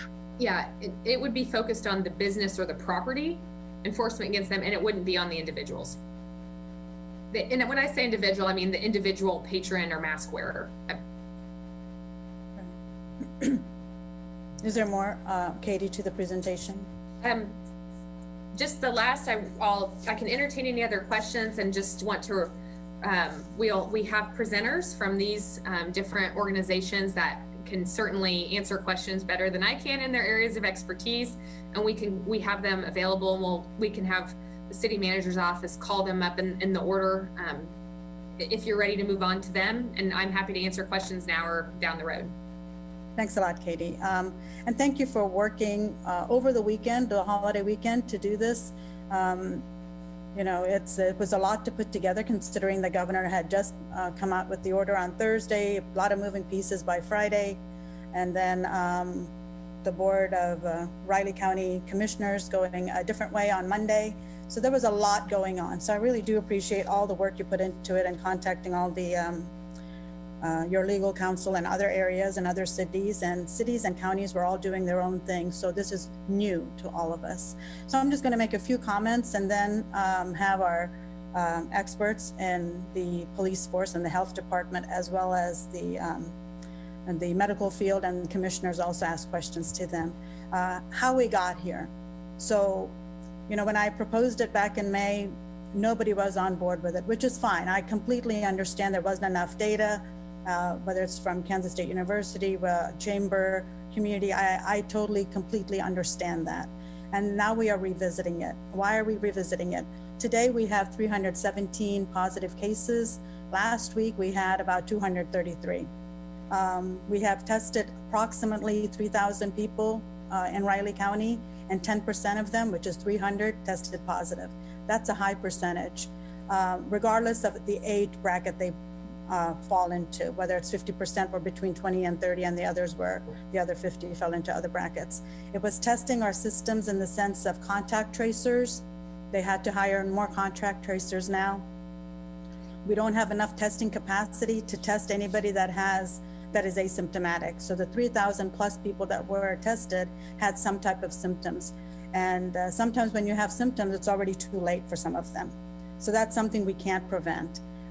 What happened since the last time we met about face masks also is there's been a lot more evidence pertaining to this, a lot more research saying that a face covering stops the airborne particles from transferring to other people. That COVID-19, that's how it's often transmitted. The reason for this for us to even discuss this is to stop the spread of the virus, not to get rid of the virus. We can't get rid of it. It's going to be with us for a while, to slow down the spread. Why is this important?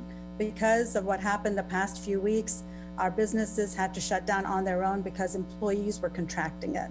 Maybe if we can stop the spread, it's not enough that the employee wears a mask. It's also important that the customer has it. That's the only way to prevent that transmission. Like I said, it's to reduce it. August is going to be a critical month. That's when all your students come back.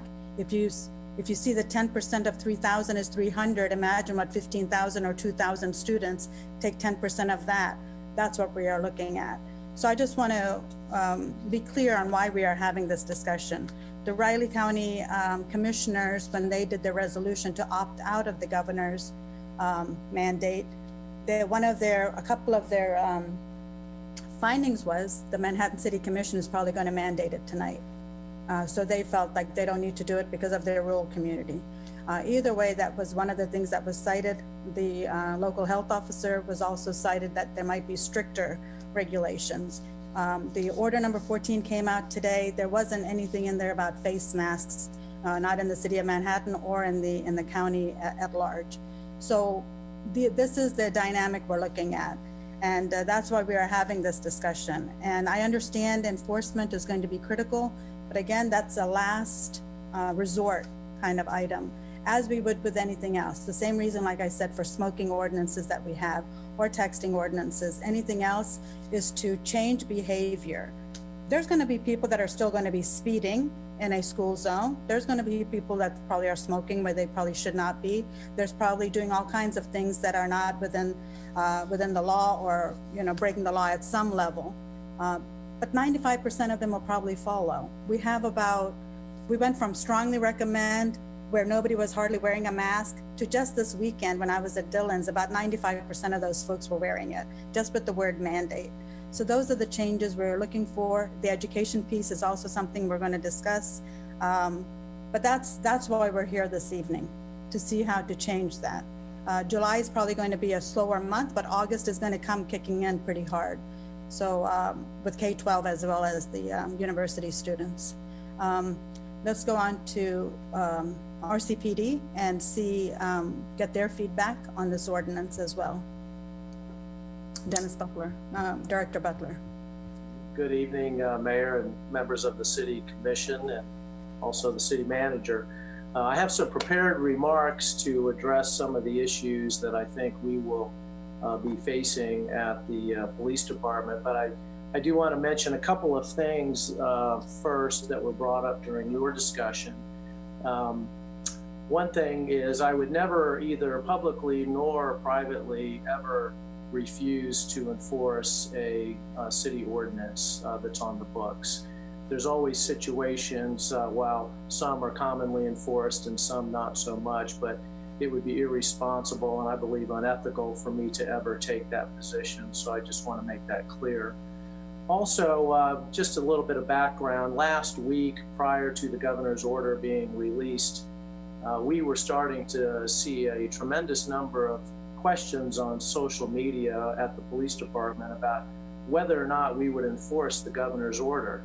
And so it was becoming such an overwhelming topic that we put out messaging saying we want to wait till we actually see the order. And we also anticipated that the Attorney General would provide some guidance on how we would enforce it.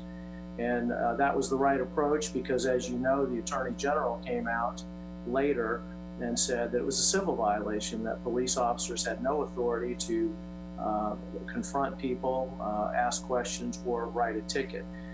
So I don't want anybody to interpret the fact that we hesitated and waited. It was the right thing to do until we knew what our authority was.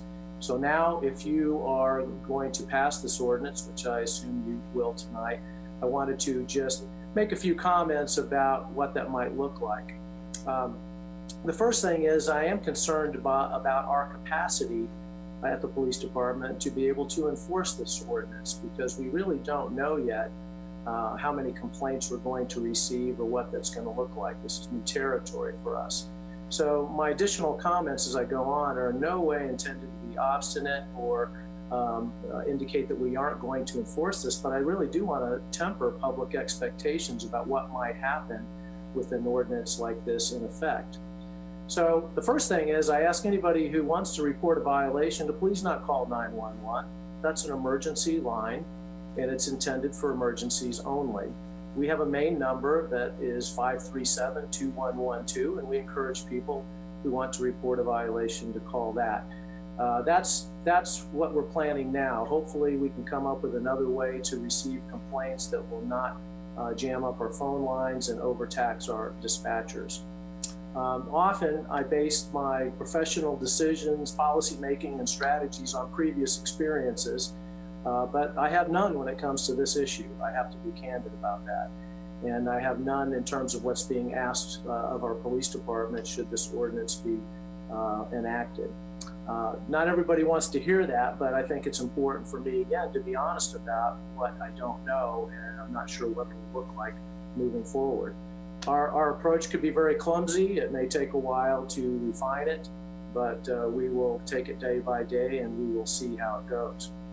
One of the examples I wanted to give about clumsiness is officers typically receive some kind of training on enforcing particular statutes or investigating certain types of crime, and they haven't received any training on this ordinance. And as you know, there's tons of exceptions or exemptions in this ordinance, and there's been no training or case law on how those would be approached equitably and fairly. So again, public expectations should keep that in mind, and you should keep that in mind as we move forward.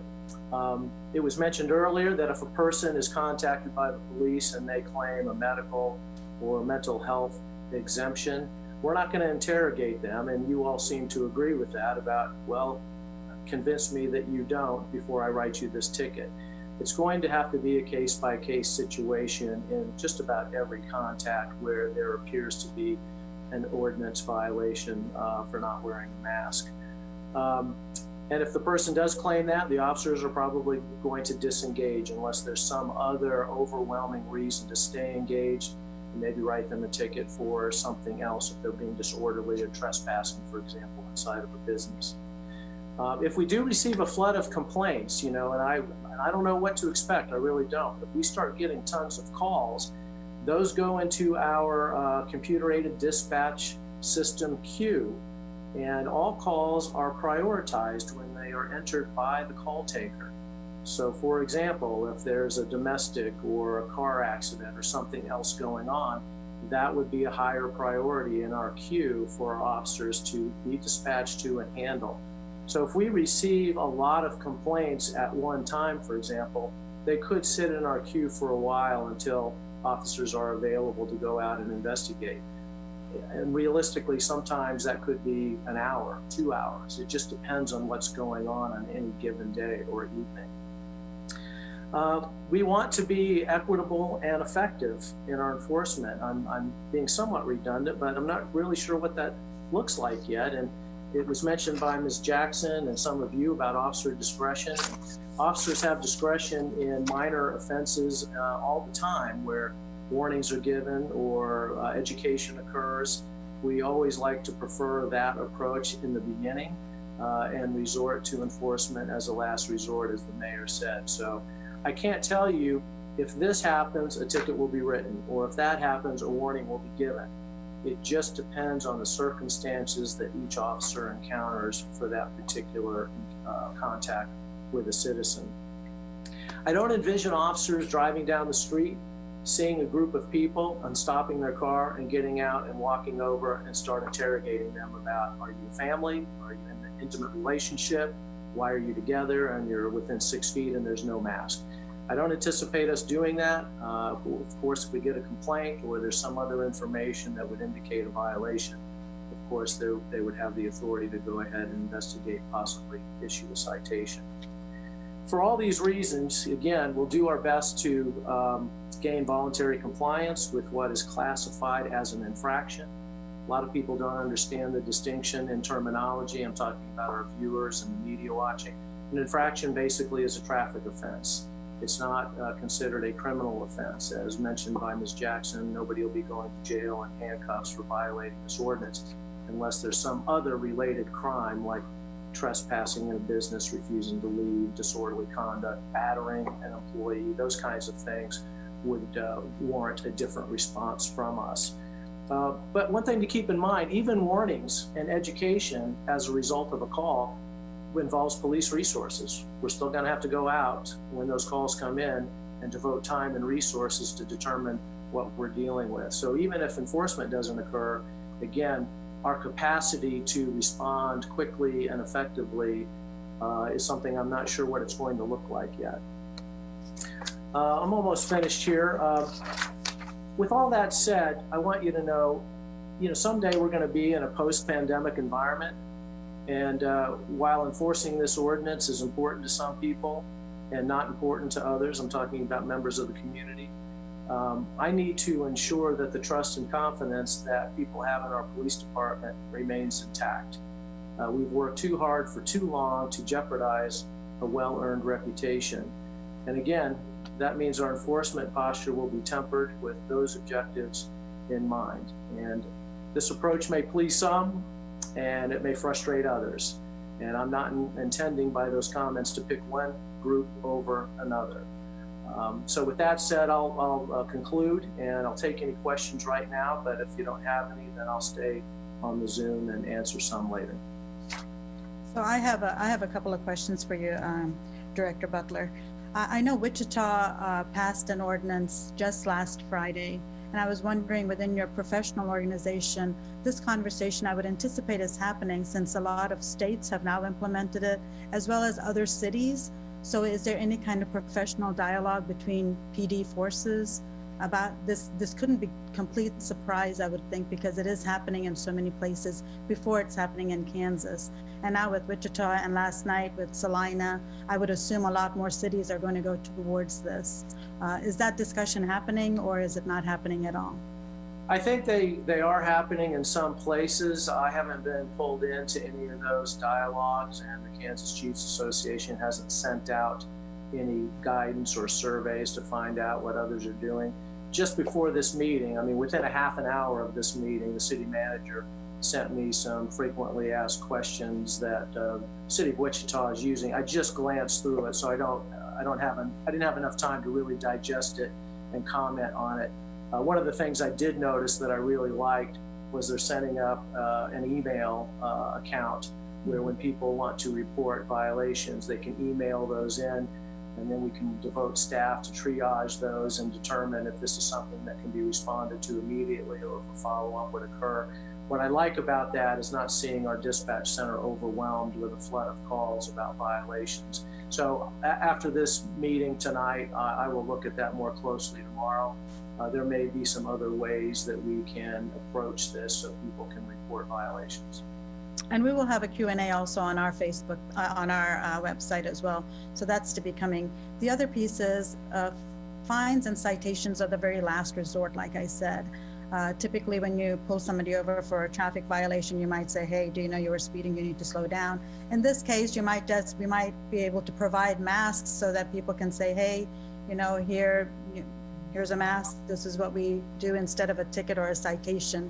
The goal of this is to have people reduce the spread of the virus, not to see how many citations we can give, and certainly not to break the trust with the police department or anybody else in this community. So, and I heard that discussion when I was listening to the Wichita meeting as well, when their police officer was speaking, was, maybe handing out a face mask instead of a ticket, or maybe when they show up at municipal court saying, this is what you need to do, or something of that sort. And those are some details we can work out.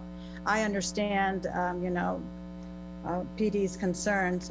I know during fireworks, past 4 days, you must have gotten a bajillion calls. I don't know how you handle all of that, because everybody was blowing up fireworks because there wasn't any main event going on. So there was a lot more fireworks going on. So those types of things, or noise ordinances when there's lots of concerts going on or something like that, I would assume you get some of those pretty consistently. And but again, the point of this is the trying to have people adhere to it. So we'll have discussions. We want to work with PD. Yeah, I want to ask one question because I had a lot of discussion with business owners the past few days, and they really not real happy about businesses being cited. And I guess, you know, the way I look at that, like if you put a big sign up there and it says you have to have a mask on to come inside this store, and then somebody violates that, you know, the ordinance would, I guess, technically allow you still to cite the business owner. And they feel like they're in enforcement if somebody crashes their barrier. But, you know, I would think that, again, judgment of a policeman would be okay. They've got a sign there. They're trying to enforce it. And if some individual just wants to say, I'm not playing ball, and there's a few out there, that the problem would be with that individual and the business would be left alone. And they really would like some assurances on that. Yeah, I think that's a good question, Commissioner Butler. And, you know, our police officers are well trained in establishing, recognizing reasonable suspicion and probable cause, and this would be no different. So I hate to give specific examples where if this happens, then a citation will be written. But for example, in a case like that where someone came into a business ignoring the store owner or manager's directions, then it would be pretty clear who would be at fault in a situation like that. And then there could be other charges levied against that person. But if someone snuck into the business or came into the business with a mask on and took it off later, and the business owner or the establishment was unaware of it and somebody reported it, police officers are going to ask questions. They're going to talk to the manager or whoever's on duty, and they're going to determine if they feel like there was culpability on the part of the business owner or manager. And then they're going to make their best decision based on the information they gather. But based on a report, just a simple report from someone, they're not just going to whip out their citation book and start papering the place.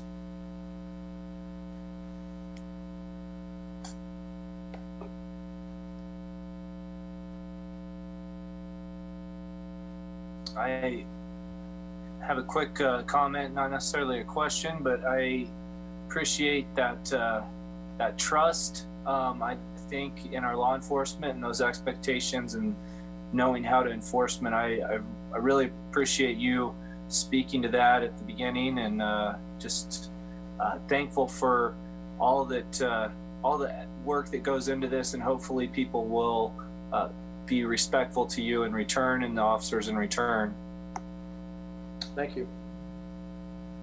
Thank you, Director. You're welcome. So we also have the medical task force here, clinical health, MHK clinical task force. Dr. Chase, did you want to speak on their behalf, or is there somebody else representing them as well? There are 3 of us on the call tonight. Mayor Reddy, can you hear me fine? Yes, we can. Yeah, and all 3 of you can chime in. And you put out a letter of support in this at the beginning. You weren't really sure how you felt about a face mask ordinance or a universal masking. And then through your own work, because you're the ones in the trenches and testing and doing everything that you do, people often relate to, well, there's only 1 person in the hospital, we don't have a problem. There were only 3 people that died, we don't have a problem.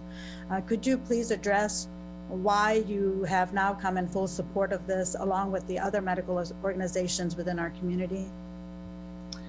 Sure, and I have a written statement to read, if that's okay, and I think it will address some of that. And I also want to, Dr. Hank Deering is on the call as well. He's a general surgeon with Surgical Associates. Ryan Knopp is on the call, a family medicine doctor at Stone Creek. So we'll take questions afterwards, but we kind of prepared a statement here tonight that addresses your questions. Commissioners and county and city officials, thank you for the invitation to the meeting. We represent the MHK Clinical Task Force, which is comprised of individuals from Ascension Via Christi Hospital in Manhattan, Manhattan Surgical Hospital, Kansas State University, Konza Prairie Community Health Center, and all of the private medical offices, including primary care and medical and surgical subspecialties in Manhattan. We've worked together since March, independent of our patient care time, to ensure that our community was as prepared as possible to care for COVID-19 patients. We come tonight voicing our support for the face covering ordinance that has been proposed. We submitted a letter to your commission last week citing scientific data in support of this. And this was a lot of what changed kind of our thinking over the last few months. We knew that face coverings were good, but we've been able to cite data, and that's how we practice medicine.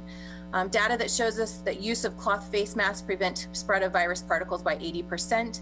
Studies that showed 65,000 lives were saved in New York City in 3 weeks' time due to mask wearing. And a recent article that showed during June, of the 16 states that recommended but did not require face masking, they had an increase in COVID-19 cases in the last 2 weeks by 84%.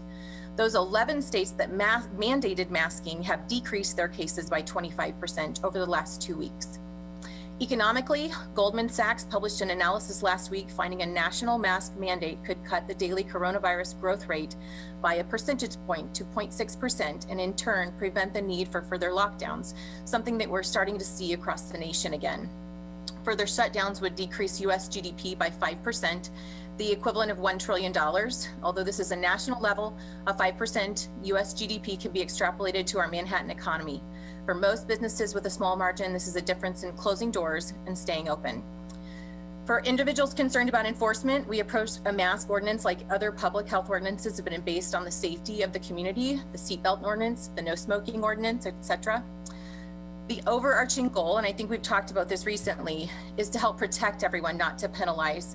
Approaching the issue in this manner rather than a divisive one will help with compliance. And I think we've talked about this, especially we've all done things in the last 3 months in our lives in terms of changes in our family and our professional life that we didn't expect that we would do. And I think working with other communities that thought of providing a mask, we have to think outside the box and approach this in a protective mode to help our community and not be a divisive one. In a week, we've seen an increase in 87 cases of our 317 in the Riley County area. It's a 40% increase in positive cases. Although the hospital has not been inundated with critically ill cases at this time, the local outpatient medical system is saturated. We've watched some testing turnaround times increase from 3 to 5 days to 8 to 10 days for results in the last 2 weeks. By the time some patients have received their positive test results, they have fulfilled a large portion, if not all, of their quarantine period. Contact tracing is done after a positive test result is returned. And so essentially, if we receive that contact tracing 10 to 14 days after the exposures with those individuals that were positive, we've lost a lot of time in preventing further propagation of viral spread. Local primary care offices have been inundated with phone calls, evaluations, triage, and testing while continuing to provide care for all the other medical needs of our patients in the community. This is not a sustainable system for patients or providers. With the sharp increase in cases, we believe that universal masking can help slow the disease progression so we are able to provide the care that patients need. The testing system can handle the influx, and it gives us the best possibility of getting students in Manhattan back to school in just a month. At this rate, the rapid growth is much more ominous than when schools were originally closed in March. At Kansas State, with approximately 15,000 students returning in a month, if 10% of them are positive for COVID-19, like in the student athlete population, that would be an influx of 1,500 student positives living in communal areas. Masks are required on the Kansas State campus and for Fort Riley personnel. It is undermining efforts of these prominent institutions in our community and putting the readiness of our military soldiers at risk if individuals they come into contact with within the community are not masked. Masking is one tool in our toolkit, along with social distancing and hand hygiene. We've given community members options with strongly encouraging mask wearing for the last 2 months now, but we have continued to witness a rapid increase in COVID-19 cases as restrictions have been lifted despite the strong encouragement. In order for students to return to school in the fall, our businesses to continue to stay open, and for the health of our city, it's time for universal masking in our community for the safety of our citizens. And I might just make one other comment. The issue of face shields came up. And we had been talking to the district because obviously this is a concern in our special needs population, the population that is hard of hearing, and then also preschool and learning to read. The facial expressions are really important. I did some research this weekend, and Ryan and Hank, please chime in with any other information. Unfortunately, there's limited data in comparison of face shields and face coverings. There was a study from 2014 looking at influenza and healthcare workers providing care. Initially, in the first 30 minutes, the wear of the face shield, 96% of those droplets were prevented from coming through.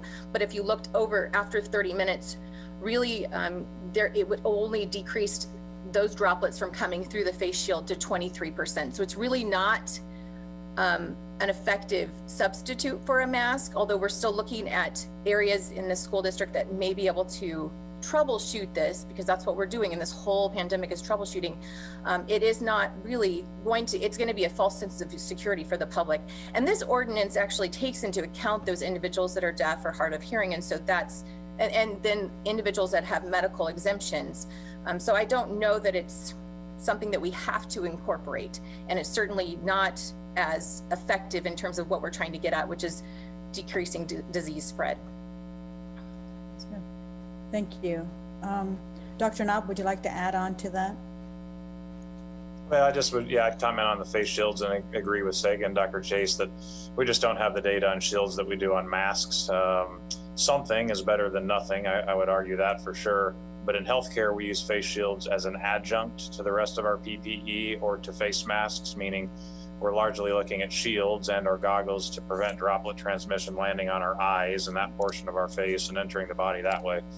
And we're relying yet still on a mask underneath the face shield to prevent the exhalation and inhalation aspect, spreading the virus. So just going to tack that comment on. The only thing I might comment on, and I know this has been a common question, Sagan alluded to it, and Mayor Reddy, this was part of your questioning, is just on the issue of capacity. That's come up obviously several times here. And, I think, of course, we in the medical field all come to this very much with high level of concern and caring for our community. And we will all go to great lengths to take care of whatever needs to be taken care of with our patients' health and access to care. That being said, the last 3 weeks have been much like a peak flu season for us. So what that means is, yes, our primary care offices have been stretched to the limit with phone calls, sick visits, swabbing, exposure phone calls. You wouldn't believe how many exposure phone calls about, I was exposed to my roommate who tested positive, or a coworker or a family member, and what do I do, and advice in that way. Of course, most people know our community swab tent exceeded its capacity, and we had to pivot and spread out that work back to some primary care offices and our urgent care center. And just to reiterate, the phrase, what's old is new again, which is we are back to talking about test kits and swabs and turnaround times and PPE. And speaking of PPE, if we want to talk about masks, we do have a good precedent for mandating masks, because we in the medical community have been doing that now for 3+ months. And I will say it works well. People are compliant. I bet at my office we've had thousands of patient visits over the last 3 months. I bet I can count on one hand or less number of fingers the time we've had people voice opposition or refuse or something in that regard. And even those conversations have been able to be worked through and come to a good resolution.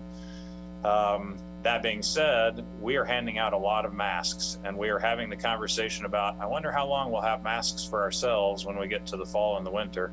Gosh, it'd be nice if the community just took responsibility for their own masks. And again, that's what part of this, I think this mandate will do, that we all take that personal and societal responsibility when it comes to masking.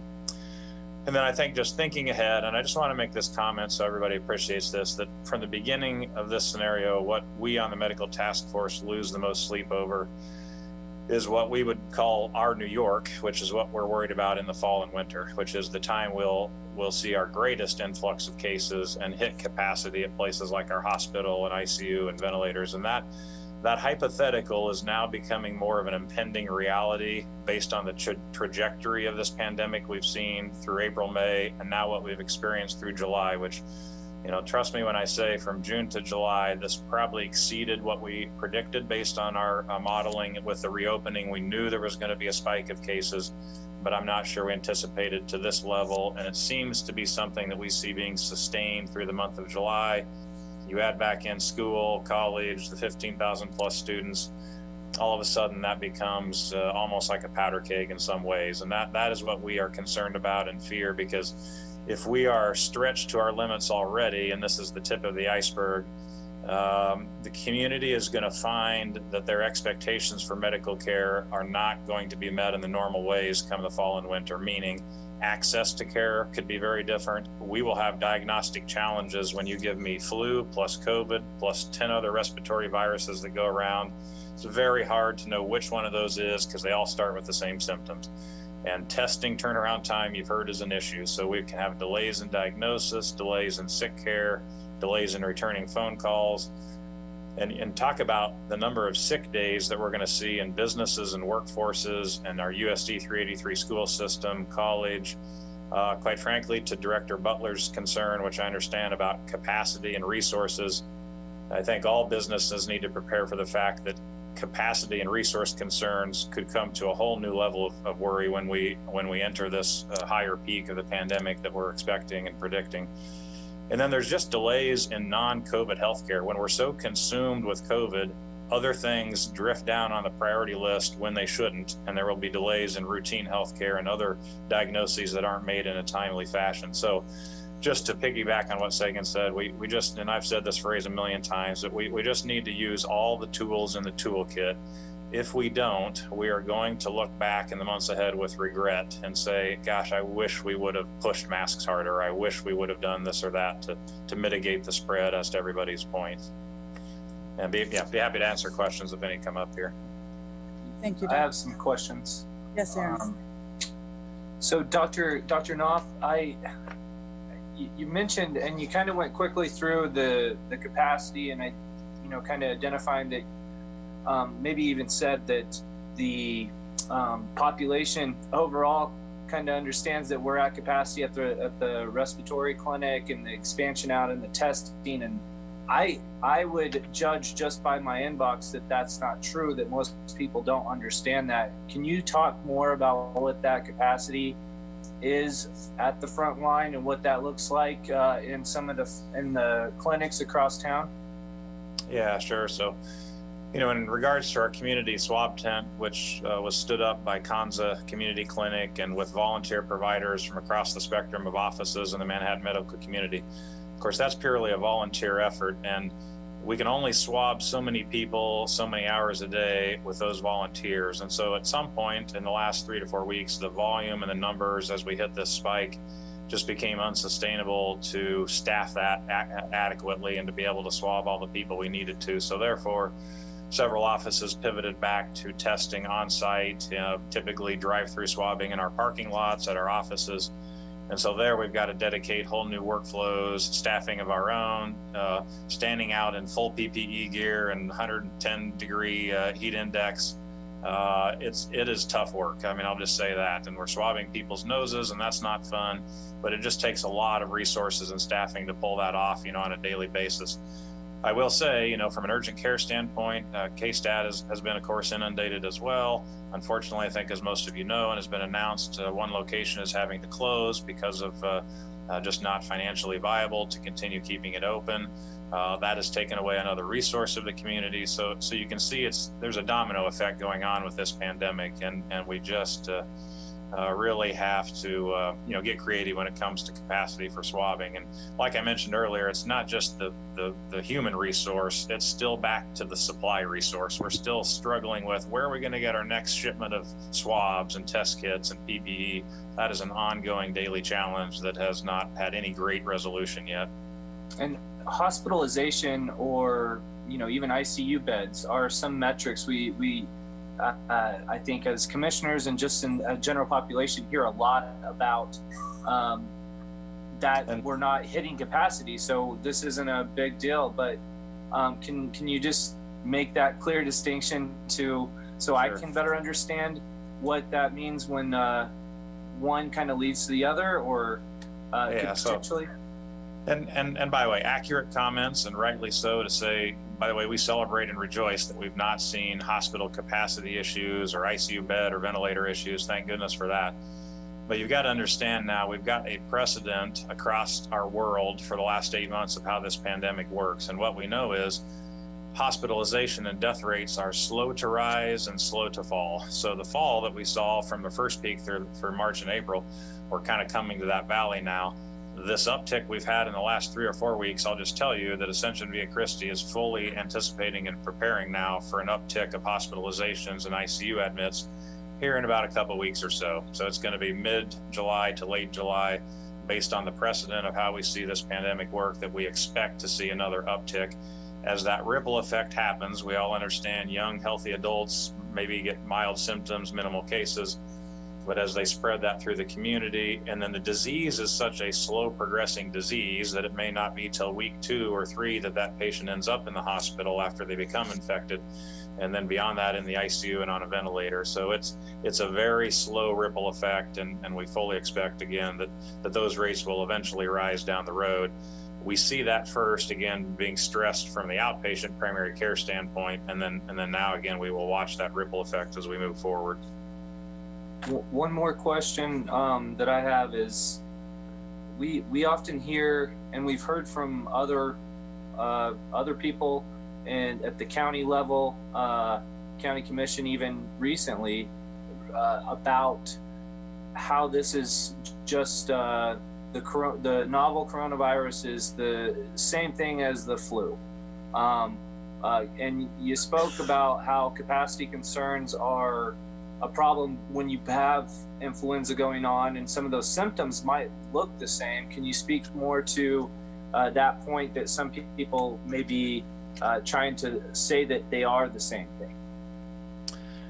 Yeah, sure. And I think honestly that question or that topic makes me want to just pull back for a second and make one comment, which is, in the middle of a challenging moment like we're in as a community, state, a country, we're seeing a lot of these sort of diametrically opposed perspectives and positions being taken on issues related to the pandemic. And what I would argue is almost never are those extremes accurate. There's a lot of truth in the middle. And so let me just take this comment and this question. On the one side, you hear, oh, COVID's the same as flu. It's not a big deal. We all just need to move on, get herd immunity, and we'll be fine. There's a lot of inaccuracy and misinterpretation with that statement. On the flip side, COVID is the worst thing we'll ever see in our lifetimes. We're all going to die, and it's a bazillion times worse than the flu. That's not accurate either, right? So let's come to the middle and think about what's similar and what's different. So similarly, COVID and flu both can start with the same symptoms. They are both very much serious and deadly diseases and very contagious. To speak honestly and to say, if you ask me the last 10 patients I've diagnosed who are young and healthy with COVID versus the last 10 with flu, I bet more flu patients would say they felt sicker than COVID patients, but I'm talking your 20-year-olds who are healthy and having these mild cases. So there are similarities, and we have to acknowledge that. They're both very serious diseases. But then I want to draw the line there and say, let's talk about the stark differences with COVID. First, clearly we know more contagious. So every person with influenza might infect one more person. Every person with COVID is going to infect at least 2 more people, and that will exponentially grow. So a higher rate of spread and more contagious. And then talking about death rates, or, in medicine, the term we latch onto is case fatality rate. Just means for all the patients that have COVID, what % of those patients with COVID are going to have fatalities or deaths. And what we know, tracking decades of data with flu, is about the average fatality rate of flu is 0.1%. The average so far, in fact, I'll just use Kansas numbers right now to date.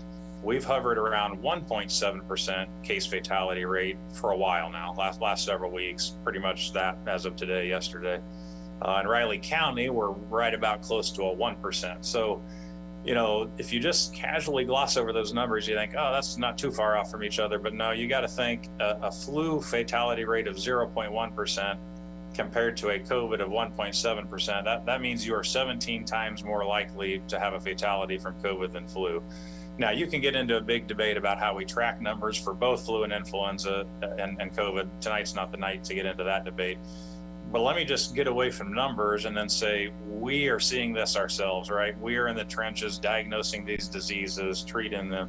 What I can tell you from personal experience myself and from colleagues across the entire country is COVID is much more unpredictable. So we've all heard things like strokes, blood clots, multi-organ failure, brain damage, heart damage, kidney damage. We know we don't have a vaccine or a yet reliable therapy, although we're improving that for COVID. we are seeing more long-term consequences with COVID. I mean, I've had patients already that are now months into symptoms, whether that's loss of smell, chronic lung symptoms, persistent headaches. That is not typical for influenza. What I'll also say, just anecdotally, but quite frankly, these stories have power for us is, I've been practicing here in Manhattan for 17 years. I've never thrown a streamer confetti party for a patient who's been on a ventilator for 3 weeks and miraculously survived like we did for a 40-year-old healthy patient who had COVID in our practice here in the last couple months. Meaning we are seeing things that are just not typical, not normal, definitely not comparable to what we see with influenza. On the ground, boots on the ground, COVID looks and feels different. It is more tricky. It is more unpredictable, and it looks to have more long-term dire consequences based on what we've observed and the data we've seen so far. So, that being said, again, let's find the middle ground and acknowledge both are serious. And by the way, I'm going to put in the plug for if there was ever a year to get your flu shot, this is the year, right? Please consider that. My last question, I promise, is just this this conversation that we hear, and this might be for Sagan or Hank, I don't know, about this silver bullet that the mask, if I put a mask on, I can wear it. And I know early on I spoke to you, and there was some discussions around creating a false sense of security. So there are multiple measures that we need to do that. Yes, we're talking about masks, but there's, the 3 C's or the social distancing, the hand hygiene, that type of stuff. That still remains true now that we have more evidence that mask isn't the silver bullet, correct? Yeah, Aaron, or Commissioner Estabrook, this is Hank. I would totally agree with that, it's there's not one thing, unfortunately, that we can simply do that's gonna make this go away or protect us. The idea with the mask is mainly to allow us hopefully to return to more normal activities when we can't socially distance. That doesn't mean we shouldn't socially distance or continue to try and make those efforts. We should do all those things. Wash your hands, wear the mask, and watch your distance, meaning, to try and stay that 6 feet apart if we can. But when we can't, and that's basically, looking at the ordinances that have been in place or put in place for wearing the mask, is in those situations when we can't socially distance to use the mask then. If you want to wear it at all times, by all means, wear it at all times. It's not going to hurt anything then either. But definitely in those situations where we know the risk of infection is higher, meaning that we can't socially distance, we're inside, the mask will help. It helps, but we can't forget to do the hand washing and the everything else. And 15,000 students coming in just because they have a mask party doesn't mean they should be not washing their hands and socially distancing too. It seems, I think, is a point that I was trying to make sure I understood to be true. Right. So one of the other, I don't know if it's a myth, but I had somebody come by my house today and tell me breathing in with your own mask on is harmful to you. Can you speak to that, any one of you? Because that's something that's been going around. When I think of a face mask ordinance, I'm not anticipating somebody that's going for a walk or that's working to wear it all day long in such a inhibited manner. But at the same time, should they have to wear it for a while? Is this something that's harmful to them? Mayor Reddy, this is Hank again. I don't want to minimize any, there's, like we talked about, certain health conditions and people that may not be able to wear a mask. That being said, I've worn a mask for 15 years, a good part of the day, and I don't think there's any significant side effects to that. It's By the way, nor is there any evidence-based medicine or science that speaks to the fact of any harm with masks. We have a lot of very practical, good evidence and years and decades of surgeons, and of course, as Hank knows, transplant surgeons standing and operating in them for 12 plus hours. Yeah, we've seen no downside or negative. Right. So I would assume if you're sneezed into your own mask, you can easily throw your mask away. Whereas opposed to if you didn't wear a mask, those that would be airborne for a while, for a longer distance, and might come in contact with a whole lot more people. And I think and how long is it airborne now? I'm not there was information out there for even just a few seconds that it does harm to your lungs. So, but I did want to say Kansas is now on the travel quarantine list for the states of New York, New Jersey, and Connecticut. So if you go to any of those states, you have to quarantine yourself. New York was in that position before, and now we are on that list. So that's something to pause and think about as well.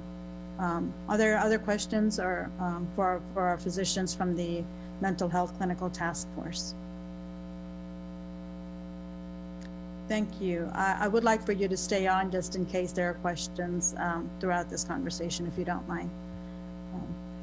I did want to have our KSG Police Chief Ronnie Grice also speak to it and how they're complying, or if how that discussion is taking place at K-State.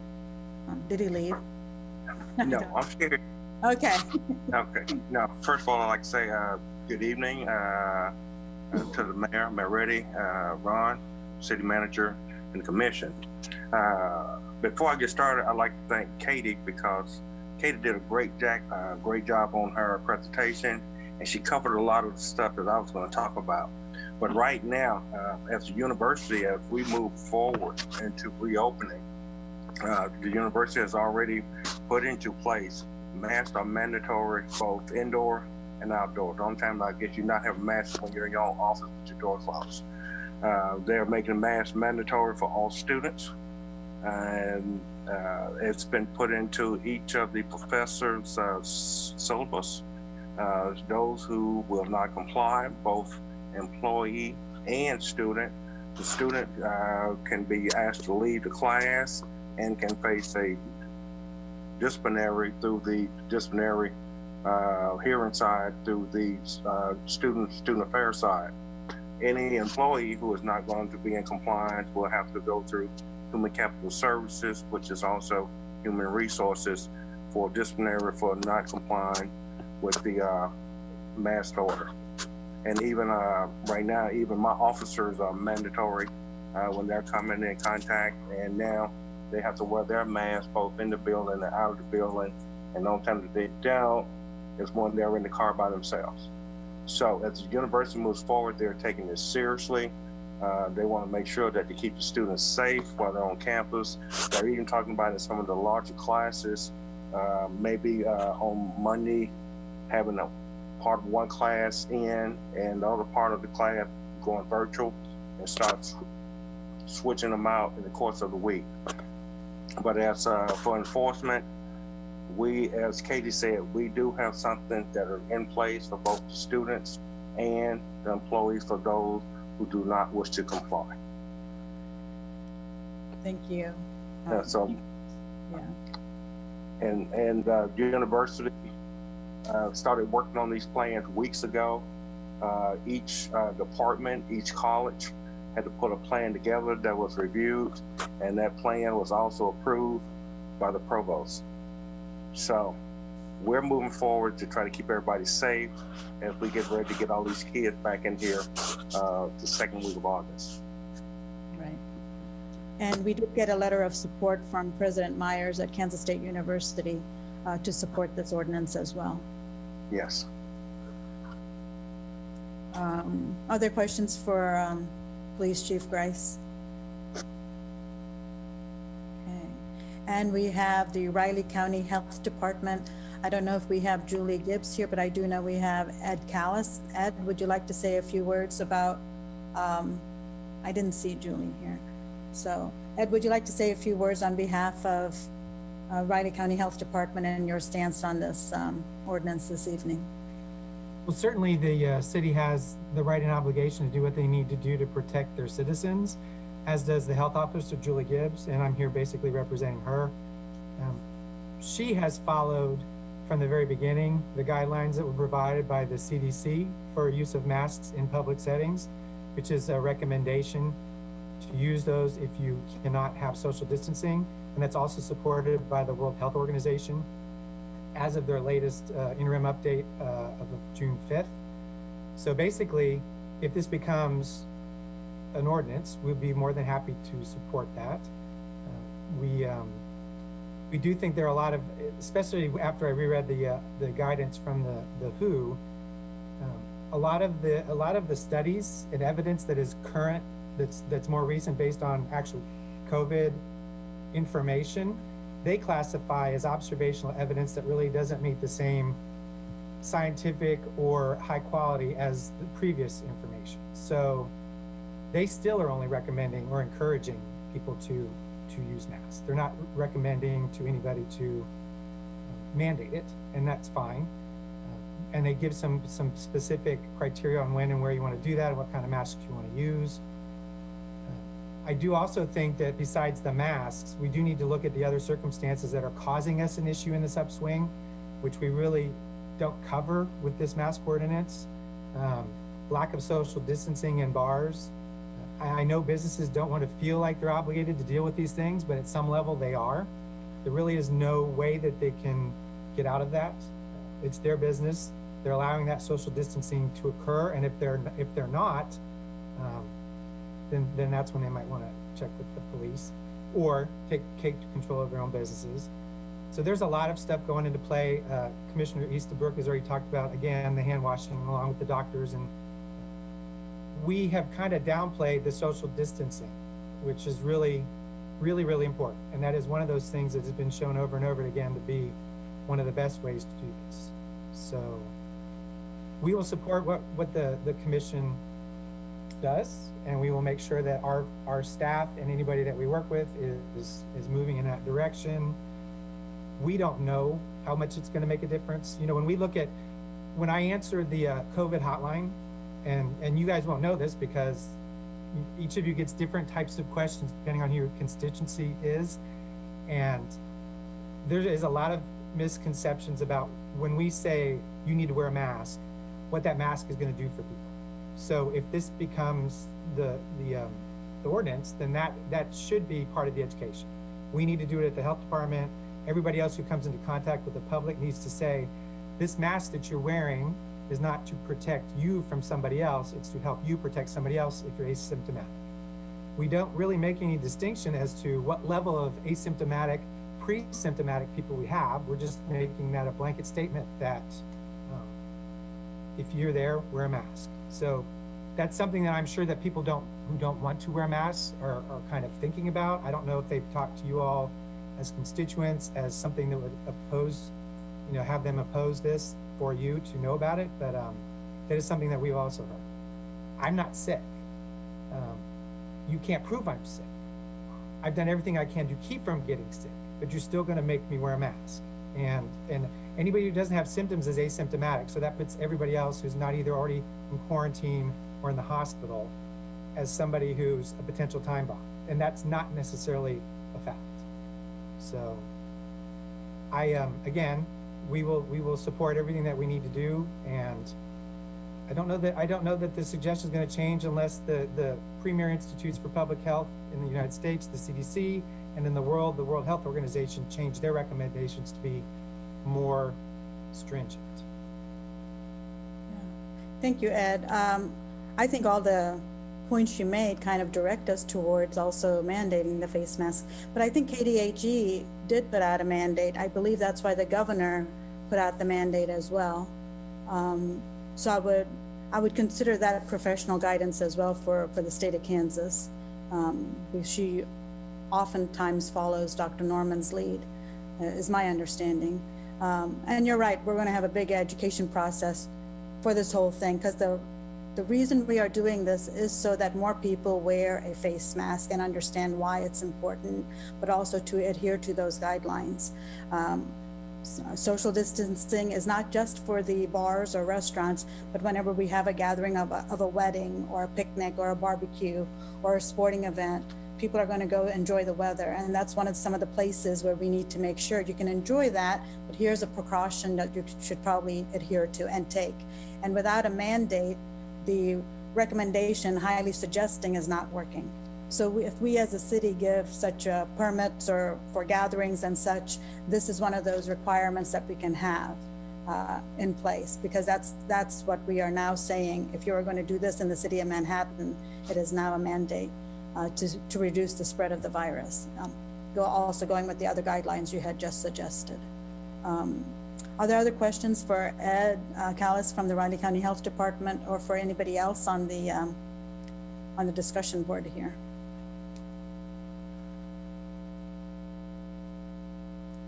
Okay, with that, I would love for you to stay on the Zoom meeting, but if you have other obligations, we certainly understand. I do want commissioners to comment and question and give direction.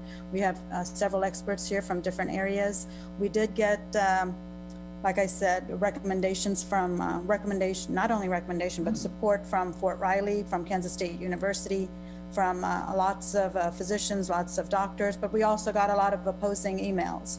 As Commissioner Butler alluded to, we had close to 300 emails for it and against it. So it's across the board. So tonight we will make that decision in the best interest for the city of Manhattan. Commissioners, comments? Yeah, I just addressed the email traffic. I tried to keep track of what people said, and out of that 299 that I cataloged, there were actually more for it. 154, said yes.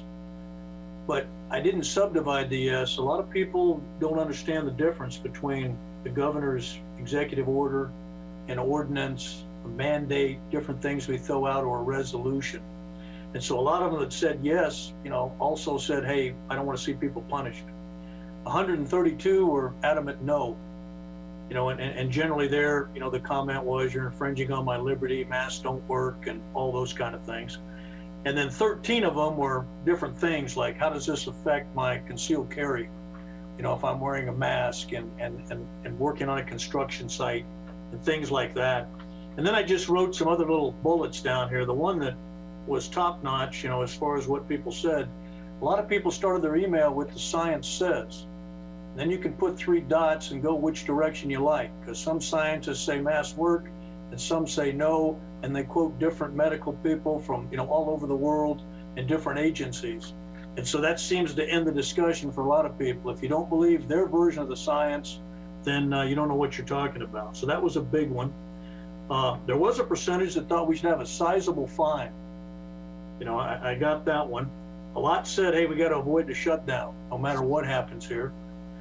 A lot of business owners are actually probably in favor of the mandate, which and the ordinance, which you would think no, because they're tired of enforcing it.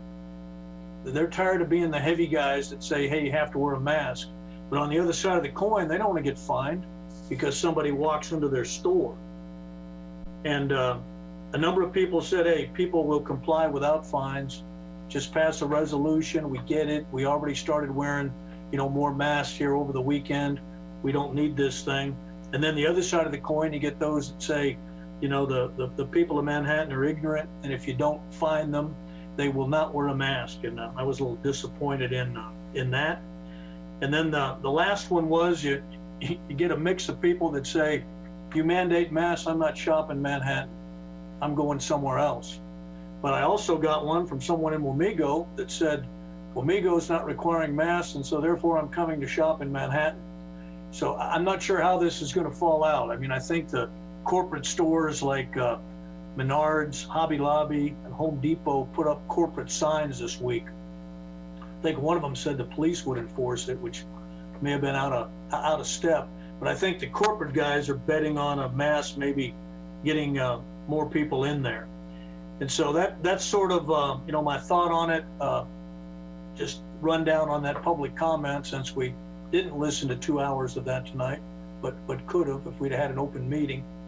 The one thing that troubles me is the 3 counties around us opted out, and we have an EOC that's supposed to be setting the lead, and the whole idea of intergovernmental cooperation is sort of out the window, from what I can see, because we don't have a unified voice, and that's what's confusing a lot of people in this town. And we haven't been able to unify that. And my personal thought still is, I'm not sure the masks work. I think they're probably marginally effective. And I say that because I've seen the way they're fitted. They're not fitted real well. And I know a little bit about chemical and biological warfare from my 25 years in the Army, and the mask got to be fitted right. my wife's a 44-year, ER ICU nurse, and she knows about fitting masks also. And we find that to be a little bit interesting with the cloth masks just flapping around. But I'm not opposed to them. And I've been wearing one since March because I figure, heck, it can't hurt, especially for the time I'm wearing them. When people say, I'm not wearing it for 8 hours, I may go into Home Depot for a few minutes. So I don't have a problem with that, and I've helped make some masks to pass out to various businesses. So I can go with that. My preference still is, because I don't like RCPD having the added burden of getting involved in enforcing this. I think we've got a lot of people there that may be calling 911, which is going to give him a real capacity problem. And the police already have enough, issues to deal with. I would have preferred the educational approach, and when the commission met last time, I thought you might be leaning towards the idea of a resolution and education and trying to sell this from the standpoint of let's get the region together and get the counties in with us and make it happen. But for those reasons, we still holding businesses responsible, RCPD's stuck in the middle of this, and a good part of the population just does not like it, and I hope we don't get a bunch of people that revolt. But I would have preferred a resolution, or another easier way would have been if the county would have just said, hey, we're going to uphold the governor's executive order, and that would have made it simple, because now it would have been a civil action and not one that involves the municipal court. Thank you, Commissioner Butler. Other comments from the other commissioners? Yes, Mayor, this is Aaron, Commissioner Estabrook. I guess that my biggest focus here and why, and I'll just say, Wynn brought up that, or Commissioner Butler brought up that somebody needed to be the heavy, and I feel like that we've ended up in a role where we've had to, I feel like the city has to lead the city in this discussion because of certain circumstances around both the governor, the counties, the EOC, and inconsistencies. And maybe some of that is evolution of how people are understanding the pandemic and how it applies. But at this point in time, for us to see the fall not look quite like some of the worst pictures seem to be painted that it could be, we have to really implement some of these precautions, the masking, the social distancing, the hand hygiene now, or those things begin to become impossible. And unfortunately, I'm not very good at being the heavy, other than I ate a lot during the pandemic, so that may help. But I don't like it. I don't like that we have to be the consistent, bring the consistency to the city limits. But it's where we're at. Early on, when we began to shut down businesses in the community, and the governor really pulled that lever, what I began to hear from business owners as we started to think about how we open up, and I know the mayor put together the task force and the subcommittee on lessons learned, the inconsistencies, that one thing was open, one thing wasn't. One thing was this, we had this set of rules for this place and not this place. And we can't continue to operate that indefinitely.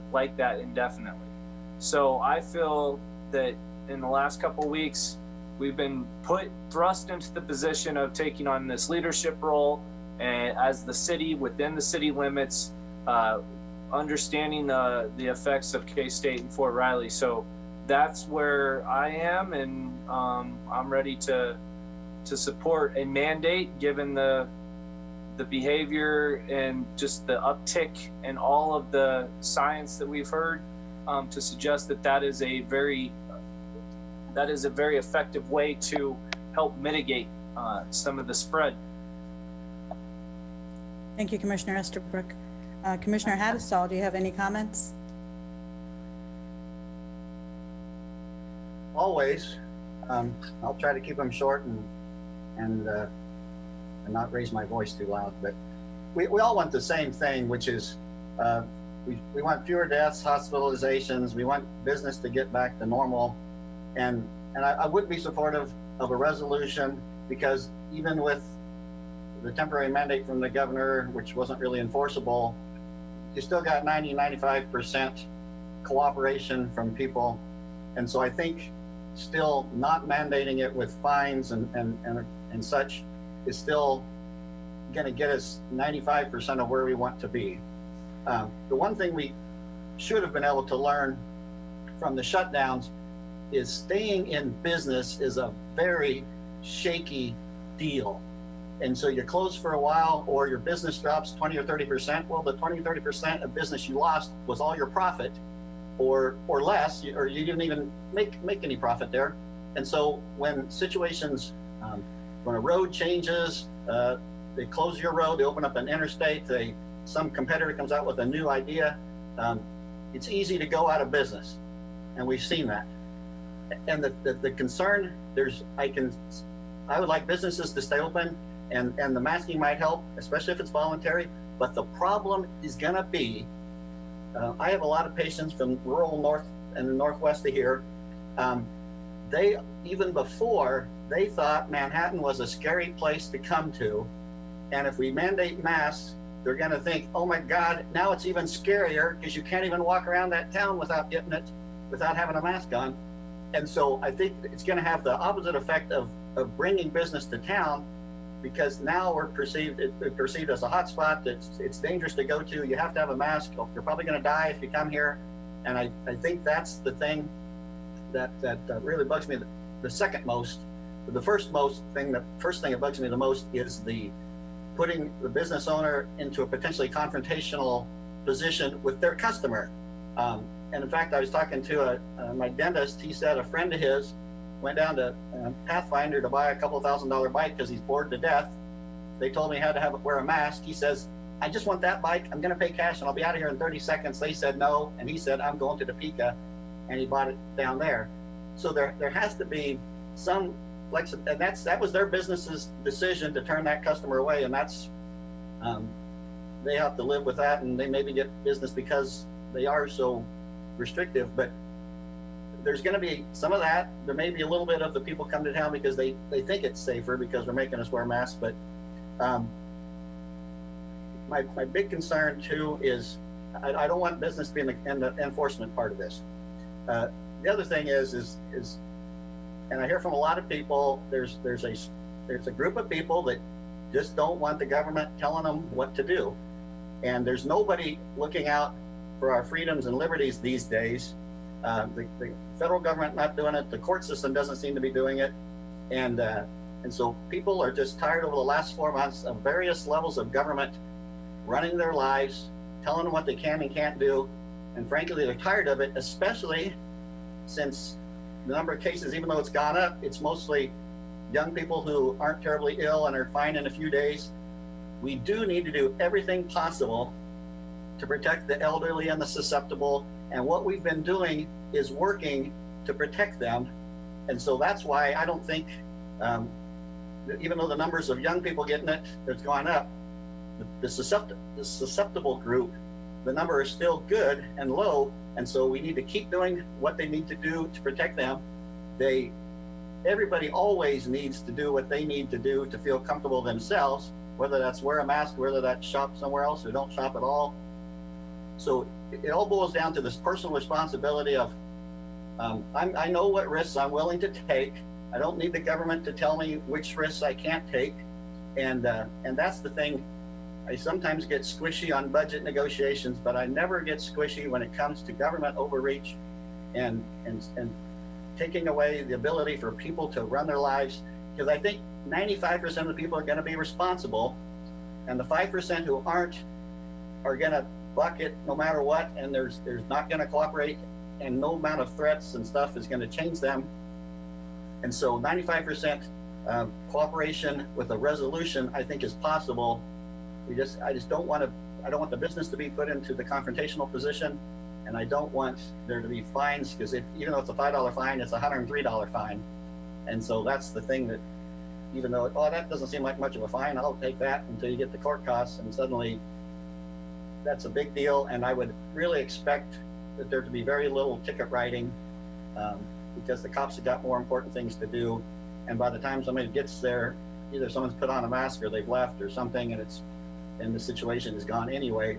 But I just don't think it's necessary for those things. And with 140 or something people, or 30 something that Wynn said were vehemently opposed to it, I got a lot of those too, and I know a lot of those people, and I'm one of those people, and that's why I'm not going to support it. But I would support recommending it highly, doing whatever you need to do without the heavy hand of the government forcing you to do it. Thank you. Mayor, I'd like to just speak a bit.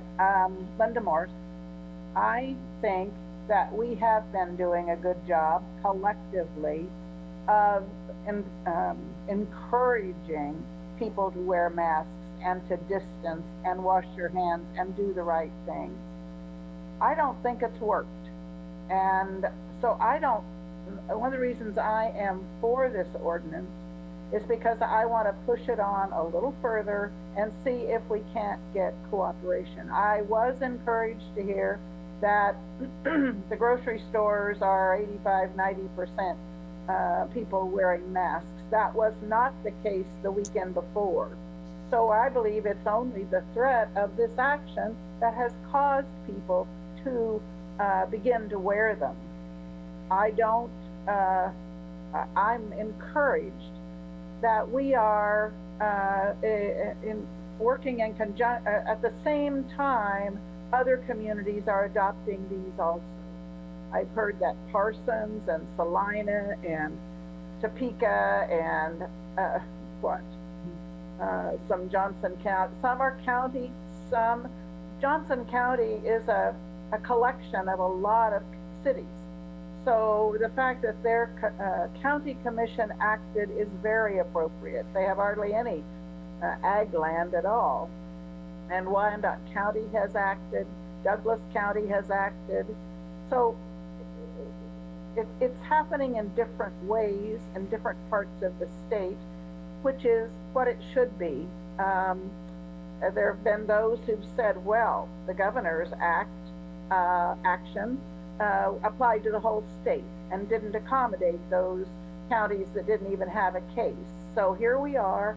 We have 105 different counties with 105 different solutions. When your county doesn't act, and you have a community like Manhattan with a major university and a major military base, and they don't act, then the city has to come forward. Kansas State University is located within our city. Fort Riley is next door. I have so appreciated their strong positions.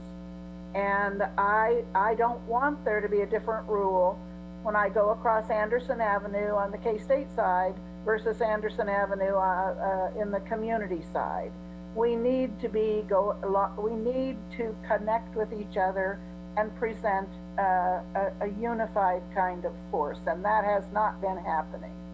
So and I appreciated Ronnie Grice and his reflection of his administration and his administration's commitment to this. President Myers has not faltered once, and every time he's there saying yes, and he has some experience with pandemics. And so to me the presence of the medical community and the clinical task force this evening, I hear their messages, and I want to do the right thing for our community. We have been seeing a spike. We've been red on the map on television nationally as being hotspots. That doesn't mean we are solving this, folks.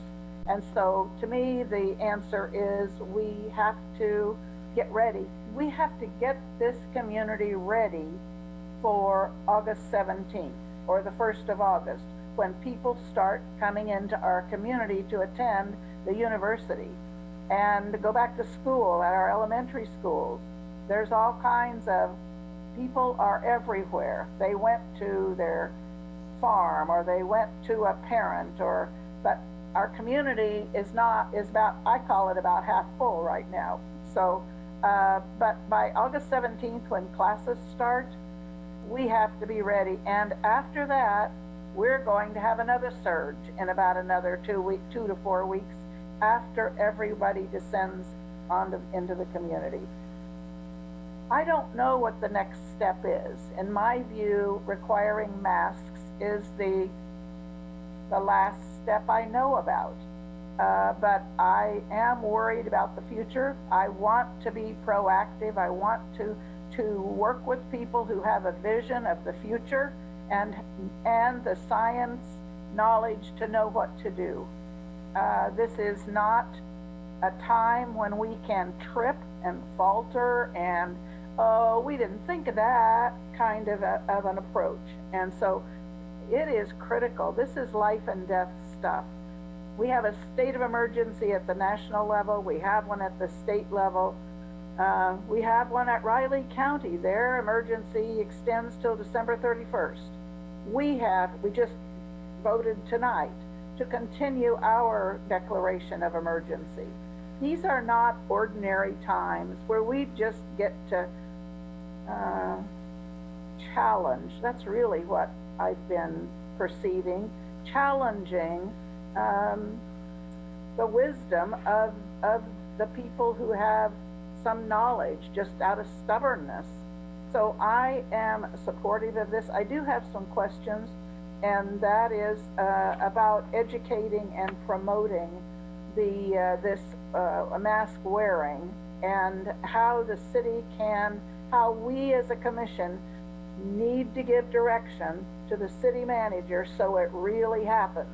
We have had some instances in the past where we thought we gave direction, but it never happened.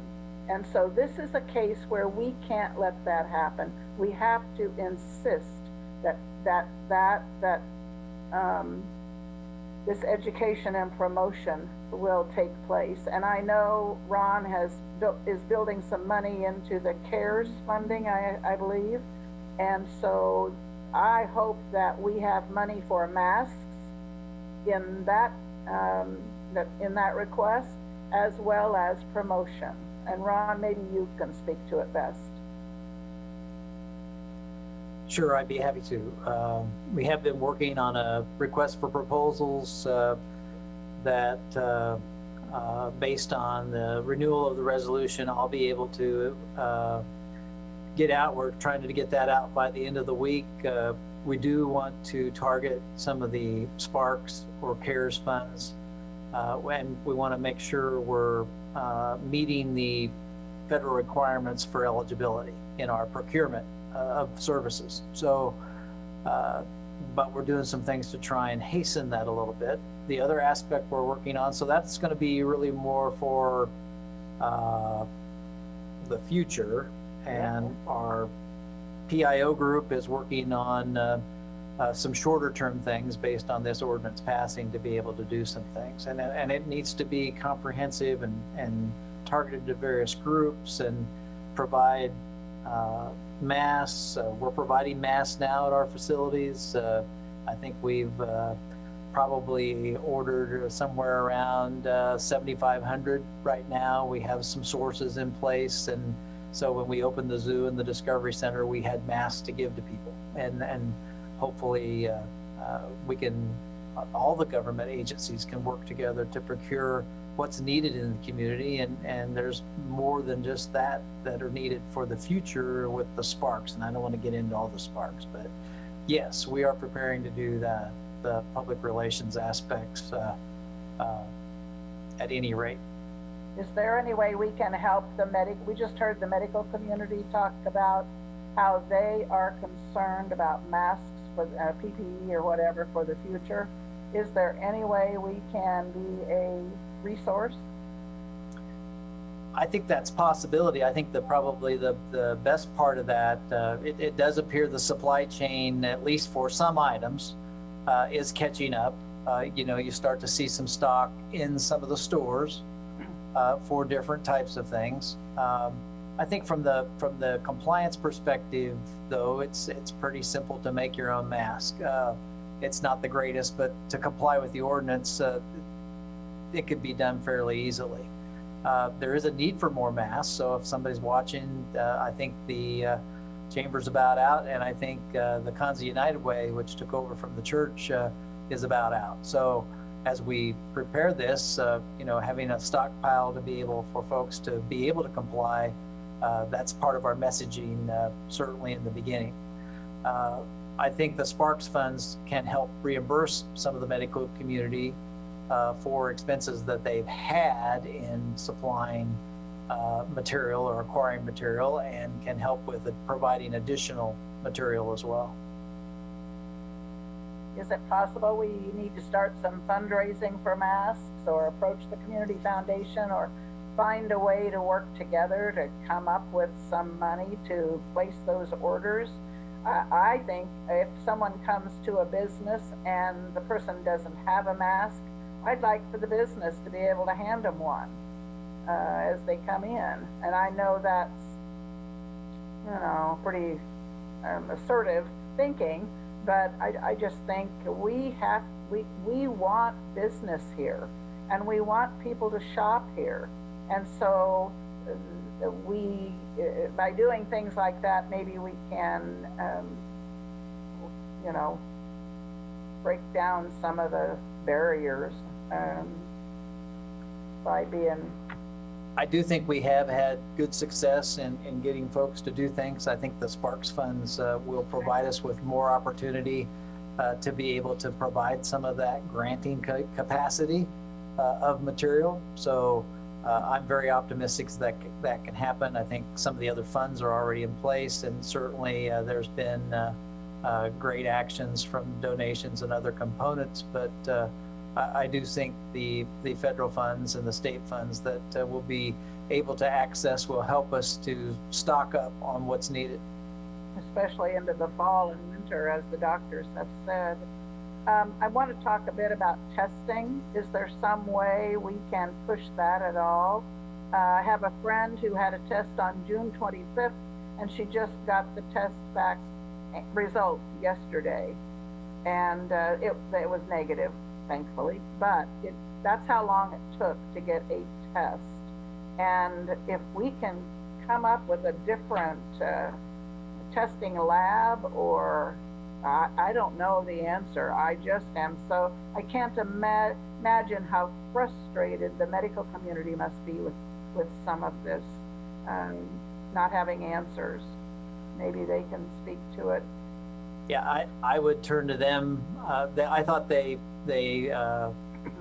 spoke very well to some of the challenges that they have, and really it's a national problem. I mean, there is no basis for testing, and all of the folks that are trying to create, as I understand in talking with Bob Koppel, most of the offices have standard equipment that take these capsules or cassettes or whatever that's programmed to test for a certain virus or whatever the case may be, but the COVID cassettes aren't developed yet. So, and that's just one example of one company that provides one type of testing. So all of these entities that are trying to create these different forms of testing, whether it's the new antibodies, there's just a number of different areas, and it's certainly a need nationally to be able to have access to these areas. And as my observation has been that the large population centers where they've had these hotspots have gotten more of that directed to them because of the greater need. So I'd certainly yield to our medical experts on if they have suggestions for how we should try to focus our efforts to try and get more testing here. I do think there could be some additional, I know the state of Kansas was working with Walmart on some of the mobile testing facilities, and can we, through the Sparks money, contract with somebody to put a mobile testing facility here through the end of the year. So those are just some concepts. Yeah, I might chime in and comment on that if I could. Just the context is realize that national labs like Quest, where we've sent most of our tests to this point in Manhattan and LabCorp, just the volume inundated with tests can't keep up. So nationally it's drifting rather than 2 or 3 days to, again, 7 to 10 plus, which is just not sustainable or viable or helpful from a patient care standpoint. So to answer your question, Commissioner Morse, we've already pivoted here in Manhattan in a lot of ways to improving testing turnaround time via our great collaboration with Via Christi Hospital. So several medical offices, Dr. Chase's, my office, our urgent care center, are now funneling our tests that we're doing through the hospital, which goes to a lab in Oklahoma. And thankfully now this last week to 10 days, we get about a 24 to 48 hour turnaround time on those tests. Needless to say, much improved, much easier to care for patients. Now the question will become, will that lab at some point get inundated with tests and not be able to keep up the volume? So you always have to be ready for the fluidity of the situation and pivoting to whatever resources we can find. So I think to everybody's point, continuing that search and those partnerships and collaborations. And we've had that to some degree also with our K-State partners and the BRI research lab and them being able to absorb some capacity of testing. So that is happening already and we're working on that. Thank you for that update.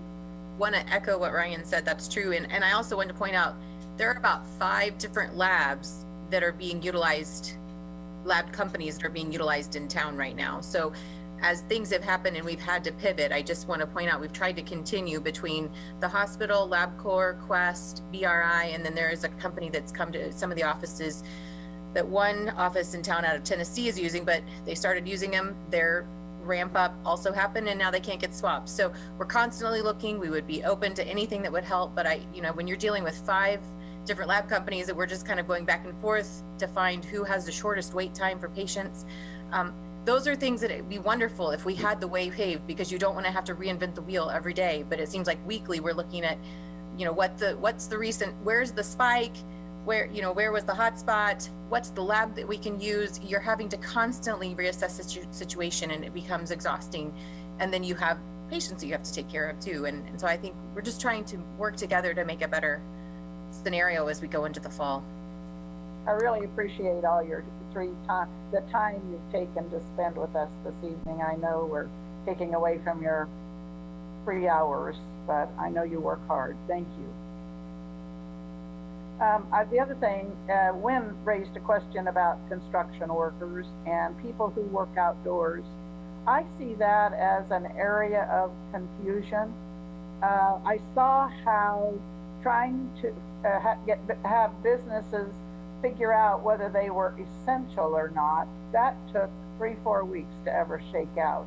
And I really don't want the construction or the people who work outdoors, there are a lot of them, landscaping, construction, any number of outdoor jobs. So I want us to be clear or have some ready answers when the calls come, which raises the question of who are people going to call for clarification. So our intent, obviously, Director Butler spoke to the FAQs that the City of Wichita just put out today for the ordinance that they passed Friday. So it's a good basis for us because our ordinances are similar. So we want to collaborate with them to try and provide those answers and provide the best guidance that we can. And he spoke to the issue of they didn't put they created a mask at cityofmhk.com email or telephone number that wasn't necessarily established at the police department. So we're certainly looking at those options to be able to do that, but we've already started to look at some basis for FAQs and different ways to get the messaging out and educational efforts out about, one, what's this mask requirement mean? That's one of the reasons we wanted to keep it similar to the governor's order, because that was already out there. We didn't want it to be different than that so that it didn't confuse folks about what it is and what it isn't. Okay, I appreciate that. And I just want want it to work in the worst way and not go down in flames. I do have just one more question. What was it? Oh, it is the cooperation. I have felt like the business community has been really resistant when we have raised the question of masks. I feel like many of them are coming on board and seeing that their economic well-being is going to be dependent on us implementing this masks as a whole community, so that we are safe for people, for K-State students and military to come. I want the soldiers back in Aggieville, but to me, Aggieville's resistance is what caused the flare-ups that we had there. We just have to find, I drive through Aggieville and I see some locations that are packed. The backs, people's backs are up against the front windows. They're so full. And so we have to have the cooperation of the business community as we try to get this hotspot reduced as to move forward. I'm glad that we aren't doing jail time. I'm glad we don't have exorbitant fines. So having said all that, I'll let, that's essentially what I have to say. Thank you. Mayor, I have something real quick. We didn't touch on, and was the end date, and I think that's extremely critical. I like that. I guess we have to, as we talked about at our work session, the early September date. That allows for the incorporation of students to come back, to know that there's consistency from on campus to off campus, but also it gives us a little bit of time to stop this start and stop, this lurching and pulling back of day-to-day ordinance changes from the county, from the state, federal, whatever. We know in the city of Manhattan, this is what we're going to do with masks. This is what we're going to do at K-State. This is what Fort Riley can expect, and it's going to be that way until September 7th. I think that's gives people an opportunity, hopefully gives the doctors an opportunity to get organized and prepared for the fall.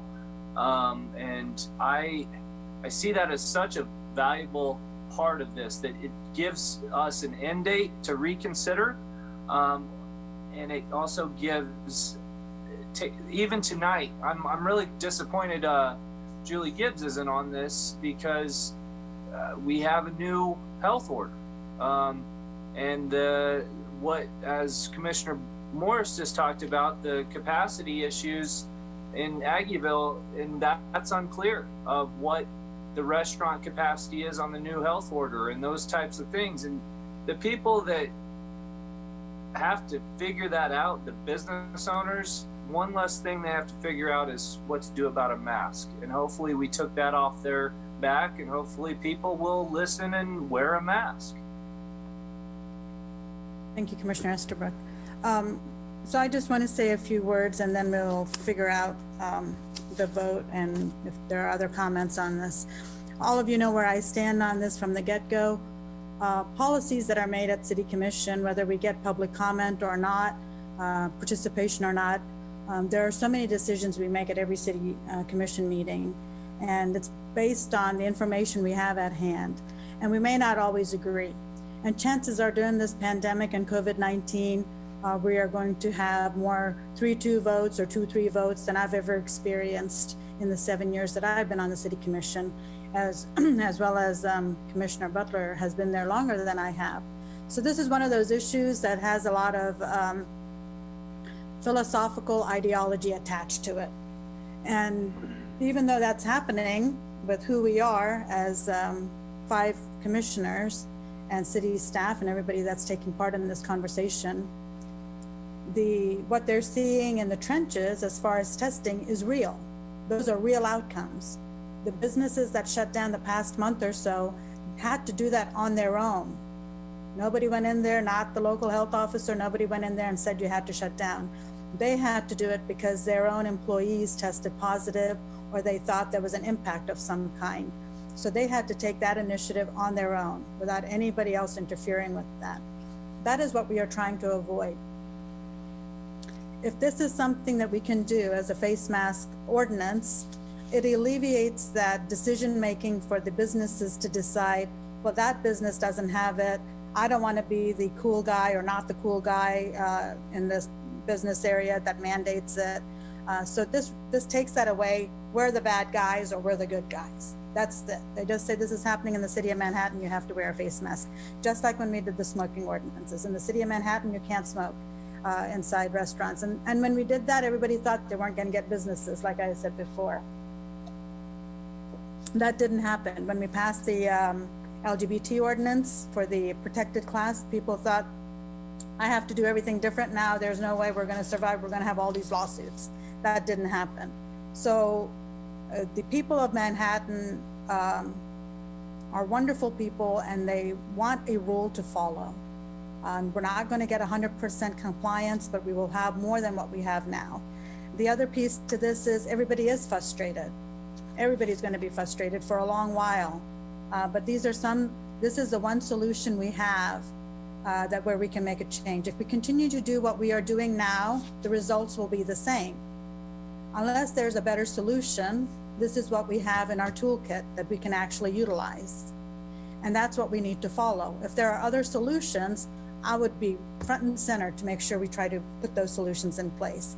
But we don't have a different solution right now. A highly recommend, strongly suggest has not worked. And this gives them a place as a requirement and a mandate. And our minority population, you know, we don't often talk about the entire minority population in the city of Manhattan, but the data has shown with all of the stats that have been out there that African Americans are more susceptible to COVID-19 and to die from COVID-19 than other populations. And in the city of Manhattan, I don't even know how many are going to their doctor regularly. If they may think they just have the flu, they may not even recognize the option to go. People may or may not have insurance. I don't know how all of that is playing out right now. So those are some things that we don't know that are just invisible out there. That I'm thinking there are more people than we know that are probably impacted by this. Fort Riley doesn't often come out and support one way or the other. They let cities do their business and that's it. They never get involved in anything. But in this instance, they did. They said a comment for support for this ordinance twice. And that's very meaningful. That means they want us to do something for their soldiers when they are in our community. And we have plenty of them that live in our community and go to our schools, that work in our community, and we want to make sure we take care of them. Again, this is the only solution we have. It's not going to solve the problem, but it is one tool we can use. Nursing homes. They're unable to get out of the nursing homes. We have a lot of seniors that are still in nursing homes. You talk to Lonnie Baker, he will tell you the impact psychologically, mentally, physically, not only for the staff, but the senior citizens that are in those homes and the families that can't visit them. Maybe this is a precaution where we can come to a place where they can visit their own family members once again. So that's what we want to see. Those are the unintended consequences that we are not seeing by doing nothing. That's not going to be an option for us, and it shouldn't be. Then we have a lot of seniors that live in their homes, which may or may not have somebody coming to them on a daily basis because the virus is so contagious, as we just heard the doctors explain. It spreads much easier. So more people that are volunteers get impacted at a higher scale than they normally would with the flu. I think this is a reasonable solution. It's a short-term solution. We can come back and revisit in September, see if it's working, see if there's anything else we need to do. I am concerned about students coming back onto campus. K-12, I'm very happy I am not a Board of Education member right now. The Board of Education has to make so many decisions with their students, their teachers, special ed programs, and all of the families. But this is something we can also do to help that process along a little bit because we want them to be safe in our community. I don't know if this is going to work or not, but this is what we have and this is what we need to do. I don't like being on a list for New York, New Jersey, or Connecticut, where people that come from Kansas now have to quarantine. I don't want us to be on that list. And this is a whole thing. The state of Kansas is in this together. We are a very transient population, whether it's with our soldiers, with the university, with just visitors coming and going, whether it's Geary County, Pottawatomie County, Riley County, Shawnee County, Douglas County. We are a very transient population. So this virus is going to be all over the place. A lot of the communities are going to have their own ordinances. But if we can get people to commit to wearing a face mask as a normal thing, like wearing socks, maybe we don't have to worry about, oh, I don't have to wear it here, I need to wear it there. It just becomes a normal piece of who you are. That's where we need to be. The objective and goal of this ordinance is to reduce the spread of COVID-19 in the city of Manhattan. That's the goal. And hopefully we are on that right path. And that's where I want to see us go. And this will help our businesses. I truly believe that, because I've seen that in other communities. Otherwise, we don't have any other solutions right now. With that, I will open it up for more discussion if necessary. Any questions for Katie or for our mental health care officials or RCPD or anybody else that's on the healthcare profession from the RCHD or city staff, or we can make a motion on it. I'd like to raise a question. As it stands, the ordinance would end at 11:59 on the evening of Monday, September 7th. That is Labor Day. And so we will be meeting the next night, the night of the 8th. That emergency declaration we signed earlier tonight, we had it end at 7 o'clock when the meeting started, and then with the expectation that we would probably pass an extension. This one, we're allowing 24 hours at least, and there's no guarantee, and I'm not sure about our expectation that we would reconsider it on the night of the 8th. So I just throw that up as something for us to think about. Is that what we really want to do? What do you think? Do you have an opinion? We can change the date as you see fit, as it fits your schedule, but we had already recommended to Ron that we set a reconsideration of this item prior to the expiration of this ordinance, whether that's the second legislative meeting in August or a special meeting the week before, so that we don't create that gap. Good. All right. That was my only concern. Thank you. Okay. Yeah. We would need a reminder. And there will be a full education PR piece to go with all of this. Kansas State University already alluded to the fact on collaborating with that piece, as did the chamber. That's going to be a main piece to this. A Q&A on our website. There's going to be lots of questions for the chamber, for RCPD, as well as the city of Manhattan. And we will navigate those waters because this is new for all of us. But there are some states that have already done it, so and a few communities within the state of Kansas. So this is very doable. Yes, Mark. Commissioner Hattasol, there's a couple more things here. I'd just like to make one last plea for a resolution, simply because the mandate is too divisive, and we don't need to be pitting people to get against each other even more than what's been happening over the last few months. First of all. Secondly, with the RCPD being stretched thin and at any given point only having 6 or 7 officers driving around the county, 8 maybe at the most, you're really not going to have a lot of enforcement. And so you're going to be relying on people's sort of willingness to cooperate anyway. And thirdly, I think the reason that people aren't going to, the reason people aren't going to restaurants is because they've been scared to death over the last few months that the COVID's going to kill them, and they need to stay home and be really extra super careful. So they're unwilling to take that chance even to go get a good meal. And secondly, they're taking all the fun out of going out to eat by having masks, having to sit so far away, and they've got most of the places, restaurants have skeleton crews, so the service isn't as good, and the whole thing is just not worth the hassle, it seems like. So, and so this isn't going to solve all of those things. It's not going to solve the people being scared to death. Well, maybe they'll be a little bit more likely to go out, but if you're going to take off your mask and eat, you're going to have potential exposure. So that's It's not a foolproof way. And if I really thought that this was the silver bullet that solved the problem and everything could get back to normal, we could have 50,000 people in the stadium, kids go back to school with no concerns, kids go to class, I would support that. But we can't guarantee that this is going to prevent all future cases. And so that's where it's a lot of inconvenience, a lot of making people irritated, and we're still not going to get the silver bullet solution that people are wanting and expecting, because there's still going to be situations. But that's the last thing. But I think that the enforcement and the divisiveness would be solved with just as well with the resolution. That's just my opinion. And I agree with that. I think Mark pretty much covered it. And the other thing I want to point out, everybody's saying, Aggieville and the bars are the problem, and the masks aren't going to make any difference in those bars and restaurants, because people are going to be seated in groups. They're going to take them off.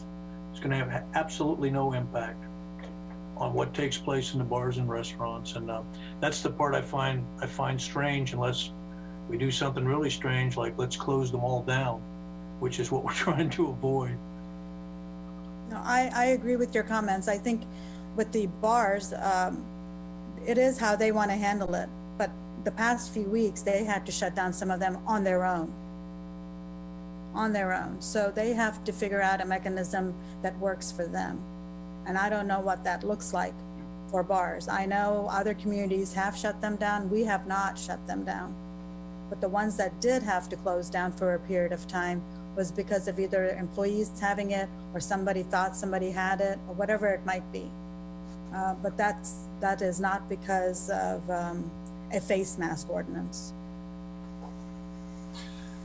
And the schools and the university have been shut down. I mean, we can go on, and we can see who can get the last word. And I just don't, we all know where we stand. And I think maybe Dr. Chase wants to say something. It looks like she came up. Yes, Dr. Chase.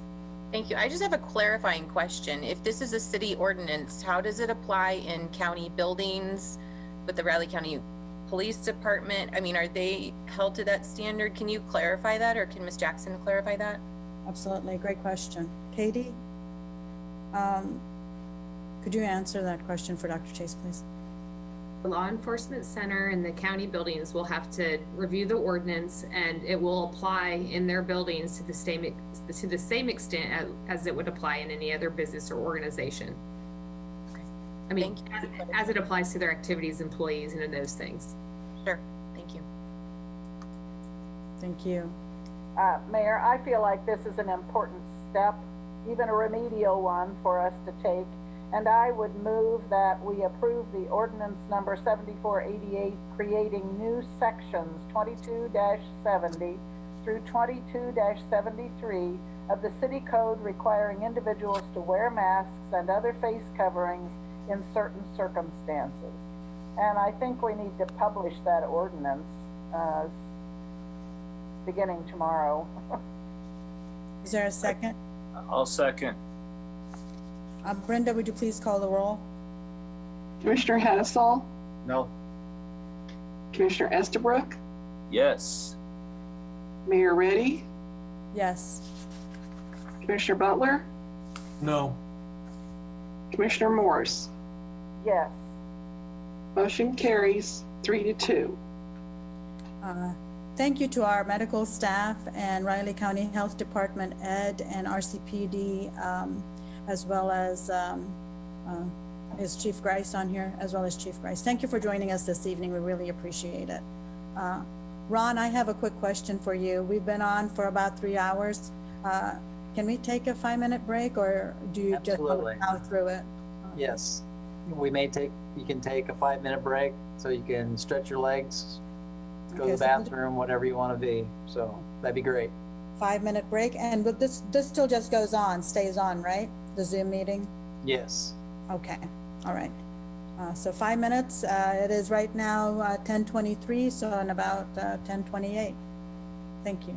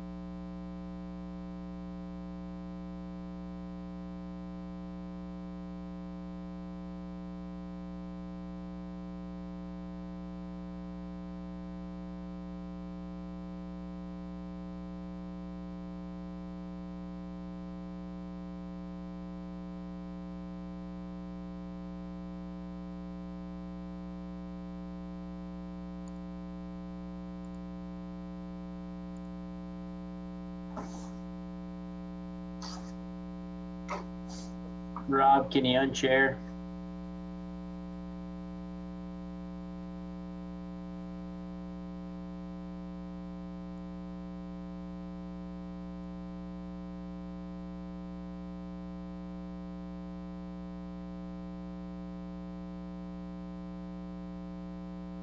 I don't know, Commissioner.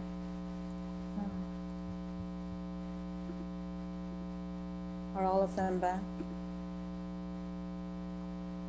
Okay.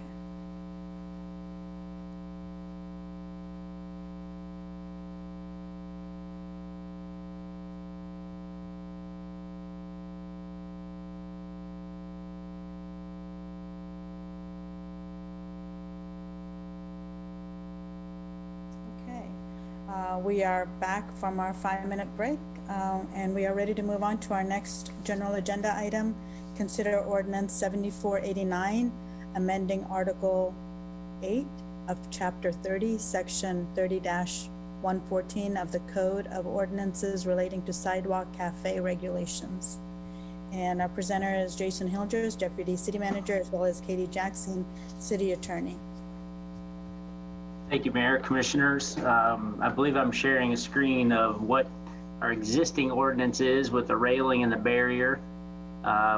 Today, if you wanted to come in for a sidewalk dining ordinance with alcohol, we require you to basically have a second entry in which you would have to enclose with the barrier, the railing, in order for you to bring alcohol outside. Kansas law actually allows us to soften that a little bit. You don't need the secondary access point. We have modified this ordinance that will allow our businesses an opportunity to have their server essentially come out onto the sidewalk and turn into an enclosed area. So the doorway does not have to be enclosed with the railing. It's a very subtle change, but it will allow for some businesses to have the opportunity with their sidewalk dining to bring alcohol outside. We had an application, about a year and a half ago from Pool House on 4th Street. And they had, I think this will allow me to toggle back and forth. Can you see Pool House now? Yes. Yeah, okay. So they had asked to bring outdoor dining, a very sliver of an area for people to sit and eat and possibly bring drinks out. Well, our ordinance would have required them to enclose an entire front door area. They would have had to have created a second entry here in order to accommodate it because you need ADA access. This ordinance change will allow that server to come off the front step onto the sidewalk, and then enter into an enclosed area where you can consume alcohol and food. One of the other good examples in town is Radina's down in Aggieville. You see the railing, you see the seating, and there's an entry here. Well, the server with the change will be able to come out that door and go right into this area with the alcohol to allow that sidewalk dining to occur. Today, that would not be allowed. So that's essentially the gist of what we're changing. This will allow some businesses an opportunity with sidewalk dining with alcohol. Just clarify, this is not attempting to create open air with alcohol. That is a much more complicated change. This is a very simple change. This will allow a few businesses to take advantage of this, but it will not generate the open air consumption with alcohol that is occurring in other communities. We're still working through some of that process, but I just wanted to make that clarifying statement this evening. But I'd be happy to answer any questions about the proposed change and go from there, Mayor. Could you explain the difference between open air? Did you already explain that? You said this is not an open air. The open air change that you made for Aggieville and downtown a few months ago, which allows them to come out on the sidewalks and the streets to eat and set up chairs and tables and barricades and enjoy some of that environment. The commission passed a temporary resolution to allow that This change tonight will not allow alcohol out into that area. There's a lot of people that desire that alcohol out in that area. I just say this change won't do that. We'll continue to work on that and see if we can't make that happen in some of our districts. I'm glad you clarified that, because somehow I thought they were kind of interrelated. Because I know some of the businesses that were having the outdoor dining because of that ordinance felt, what's the point? We can't serve alcohol. So. Yeah, and it's one of the big reasons Aggieville hasn't moved forward, and downtown keeps trying to work on a way where alcohol could be out there. We're working through some of those issues. Lawrence has done something pretty progressive, but Lawrence is also investing in about $100,000 into their downtown and have made some changes that the ABC legal team are familiar with and okay with. We would need a pretty comprehensive plan for downtown if we were going to be able to implement something similar. Great, thank you. Other questions for Jason or Katie?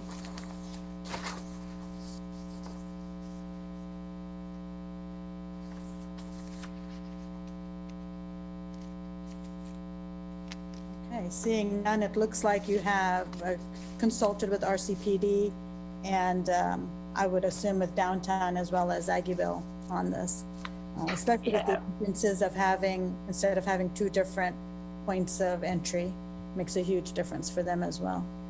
Yep, and the same concerns they've had all along are still being addressed. This is really an accommodation to the businesses, and it won't apply to everybody, but in a few circumstances it will. And all the other alcohol regulations would stay the same. That doesn't relax any of those. Correct. Right. Any questions for Jason or Katie? If not, please feel free to make a motion. Yeah, well, I just want to make a comment and then I'll make a motion. This is a step forward on what the businesses want, and hopefully we can nail this alcohol issue down, you know, in the future, because that seems to be the stumbling block. And then, but there's no sense not going along with this. So Win Butler, I'll make the motion that we approve ordinance number 7489, amending Article 8 of Chapter 30, Section 3114 of Article 8 of Chapter 30 of the Code of Ordinances related to sidewalk cafe regulations. Is there a second? I second the motion. Commissioner Morris seconds it. Brenda, would you please call the roll? Commissioner Estabrook, Yes. Mayor Reddy, Yes. Commissioner Butler, Yes. Commissioner Morse, Yes. Commissioner Hattasol. Yes. Motion carries 5-0.